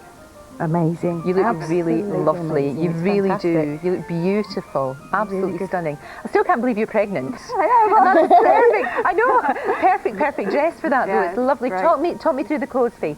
Well, this is from Red Heron at Debenhams, as is this from their maternity range. There's plenty of room for growth there. Lovely. So it's an actual maternity prop? Yeah, this is £35. Maternity wear has come a long way. It has. It really has. £35.16. Gorgeous. Bit of a bargain. Leather purse, warehouse at Debenhams again. £6 reduced from 26. Loving it. Shoes 65 now 30 in the sale. They're Great little party gorgeous. shoe there from Gorgeous. Faith. And yeah, with this look, accessories from Wallace, £8 a set. With this, I just thought, you know, when I went into the store yesterday, Debenhams got loads of beautiful bright colours, but this I thought was something that was flattering, but you could definitely wear in the Exactly. future. Absolutely. Now this is very elegant. Yeah, very elegant for Lou. Now this dress is the silver campaign dress actually. Twiggy's wearing this in the campaign. This is quite special. It's from M&S and it's called Magic Wear because I hope you don't mind, Lou. I'll just show you. It's got this kind of magic mesh that pulls you all in. Because satin is a bit of a one really. When you see the Oscars, you see people, you know, like Nicole Kidman, see more fat on a greasy chip. You can never see her belly button. Right. And why can't you? Because they're wearing things like this underneath. Again, this was £99, £79 embroidered Chinese style jacket. M&S. This little kind of matching bag, this is from Oasis, £11.20 now, reduced from 16. I thought that went. Yeah, no, we picked them up from two Very different stores. Shoes, Principles at Debenhams again, were 70, now 35. Oh, excellent. Yeah. Good stuff. Now, fantastic hair. You've just kind of, you've taken away that sort of heaviness, haven't you? in Just the taking away the hair? bulk and opened up her face like I said I was going to do, Yeah, which makes a big difference. And just some curls in Ali's hair here, just to make a big difference. That is lovely. I like the curls. It's really Thank cute. you. Simple really and easy cute. for her to do herself. Absolutely. Now, you're allowed to go crazy with makeup? Absolutely, yeah. And I can't believe she doesn't wear makeup. What a whole world we've just opened up for you today. I'm going to write it all down. You do look amazing. So Louisa, I've Big done like eyes. really dark, strong eyes, which is a very current look, very fashionable for you. And then with Ali, I've gone brighter on the lips, which is really nice with the green cardigan to just punch out some colour.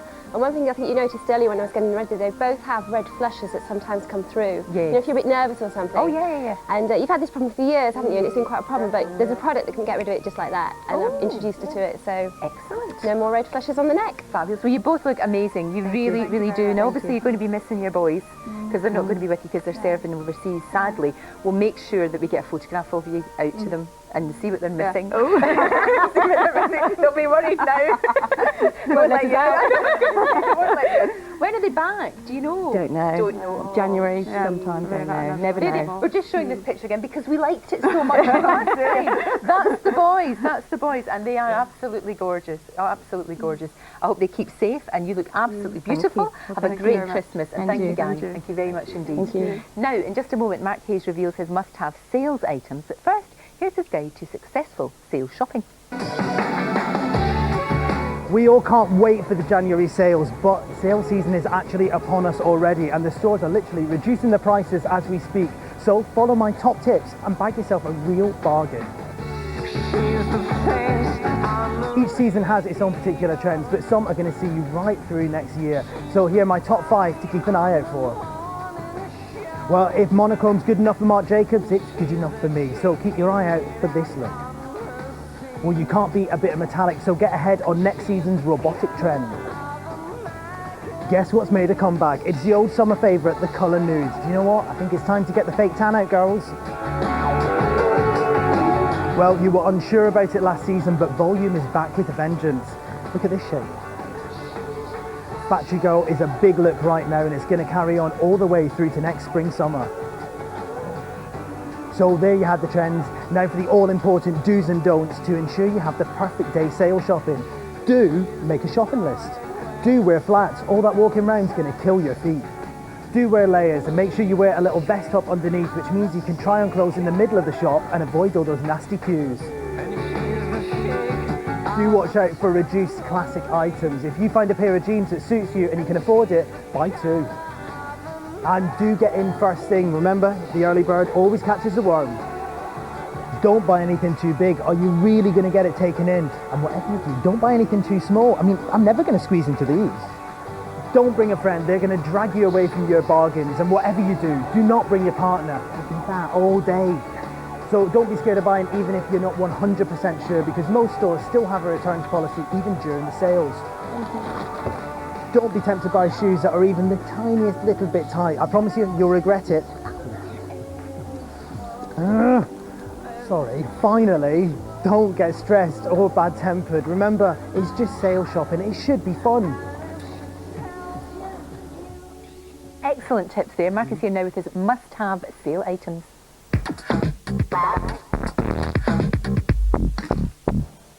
So I love that. Great tips there. Yes, really good tips indeed. for sale shopping. Remember without that getting end one as well. There's no point getting all harassed. I know, it's daft. You do see people getting really upset, and it always scares me slightly because I'm having to do a job out there, and they're shouting at me. I know. So what should we be buying then in all Well, these sales that are happening before Christmas? We're going to start off at where the sales are and when they start. Okay. Now I'm going to romp through this. Okay. But do not worry. It's all going to be down at the bottom. Okay, as you can see there. All right. We'll stick it in the website. We'll start off with what's happening today. Okay. Faith are on sale. French Connection. Coast, DKNY, Mex, Nico Fari. From tomorrow, we've got Gap, we've got Gina.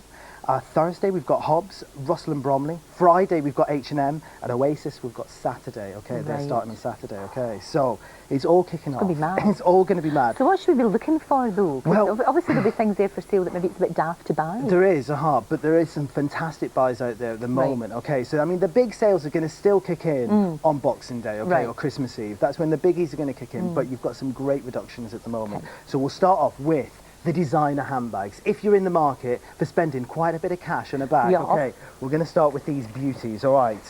Start off with the Mulberry, all right? We've got this one here, okay? Now, this is the Mulberry Araline. It's in bottle green. Now, this was £350, okay? This one here, yeah. Crikey. Okay, this is now £175. Well, that's a bit better. It's still dear, But if you're in the market for spending, a big wad of cash on How this. cross are you going to be if you bought it yesterday? Okay, this doesn't start until the 27th, okay? Right. So that's what you Stand by need to your watch out for. So stand by, okay, because that's the 27th that's starting on at Mulberry, okay? Right. If you want something today, on the other hand, you could go for the Marc Jacobs stand bag, okay? Now, this you can pick up at Koh Samui, okay? You can also go into kosamui.co.uk, right? Now, this starts off, this was £804. I knew you were going to do that. Are you mad? It's now 480. It's 40% off. Okay, so you can pick this up. As I said, in Koh Samui. As I said, if you want your thing, a big old pricey bag, and there's an awful lot of girls out there who are desperate for them. No. It's not a bad price. It really is, and it's going to last you a while. Okay. What else should we be picking up then? Next up, we've got this coat. Oh, that's gorgeous. What a lovely colour. It's a beautiful colour. Beautiful. Absolutely fantastic. Okay. Now, this is from Warehouse. This has got 50% off. It started life at £100. Wow. It's now reduced to 50 quid. That's good. Very, very good price. Very dressy. Well, I thought it's great now because there's still Christmas events people need to go to. Sure. You could wear it with that. Do you know what I mean? Whether a little black dress, a silver dress, anything like that, it's going to go perfectly. But also fantastic as well for, in summer occasions. So if you've got, whether it's... Somebody's phone's ringing. Can somebody answer that, please? It's the fashion police. it's people calling up literally now. fantastic. I want that bag. We'll find out. It'll be fine. We've got this. But I thought it'd be great for, you know, summer weddings, Sure, summer parties yes. and things. Great Because it's colour. quite a light, you know, a Lovely. light coat. So a great one Lovely. there as well. Okay, next up we've got this from French Connection. Ooh. Metallic. Gorgeous. Massive for this season, but also even bigger for spring, summer. Oh, really? okay? So if you're buying that now, it's going to Yeah. it's going to keep. It's going to go through it. I have to say French Connection's got a great sale on at the moment. They've gone into full sale. Isn't it great? This was £85. It's now £62.50. You've got £62.50? Yes, indeed. Okay. You've got 25% off in there. There's other items with 50% off as Right. well. But I thought this was particularly good. Very good for this. We're going to see an awful lot of kind of robotic trend, almost quite Star Warsy. I think you're going to like it next Really? year. Oh yes. Oh, sci-fi. So all of this Okay. is going to be Excellent. fantastic for you. Lovely. Okay. Next up, we've got a dress. Here we go. This dress now. You're going to have to hold your horses on this one, but this is Right. from Debenhams. That's lovely, actually. Now, this is a Bendelisi dress. It's limited edition. If you can Oh, just I love see, the bottom. look at the Look at bottom that. with all these feathers on, okay? Wow, that's So there's hardly fantastic. any of these being made. It's 200 at the moment, okay? But if you wait until the 26th at Boxing Day, this is going to go down to £100. You're basically getting an incredibly exclusive Bendelisi dress Beautiful. for £100. And that would last you forever. That will also, monochrome, black and white is massive for next spring, summer, Right, okay? so that's well gonna- worth buying. You could wear that to so many different weddings, sure could. garden parties, you know these garden parties that everybody goes to that we never get invited to? Yeah. One of those. Cutie pie Finishing shoes. up on these little shoes, okay? These are from Dorothy Perkins, okay? Right. Now, they do fantastic prices anyway on their shoes. they do. £25 he started off at. Really? They're now £15. That's really inexpensive. They've isn't got it? the kind of platform sole, Right. so that's really big again for next spring, summer. Big at the moment. You could wear these out to Christmas parties, but also all through next year as well. It's fantastic. Fabulous. 40% off in there. Excellent. So Good that's stuff. us. What should you be avoiding? Things to avoid, okay, I would say jumper dresses. We're not Right. going to see massive amounts of them Okay. during the summer. Also, I'd be careful about coats. A lot of people will buy coats unless it's a real classic, okay? And what you're going to do is you'll be, okay, I can wear it now for a month or so, then I'll be able to save it till next Right. winter. In all honesty, the trends are going to have changed by next winter, sure. so you're going to have to be careful on that. Fantastic. Mark, thank you My very much pleasure. indeed. Thank you so much. And that's it for today. Before I go, though, let me bring you up to date with some breaking news from Suffolk. Detectives investigating the murders of 5 young women in Ipswich have confirmed that they've arrested a second man. The 48-year-old was arrested at 5 o'clock this morning at a house in the town. He's being held in connection with the deaths of all 5 of the women, but he's not been named. Obviously, more on that in the news later on. See you tomorrow. Bye-bye.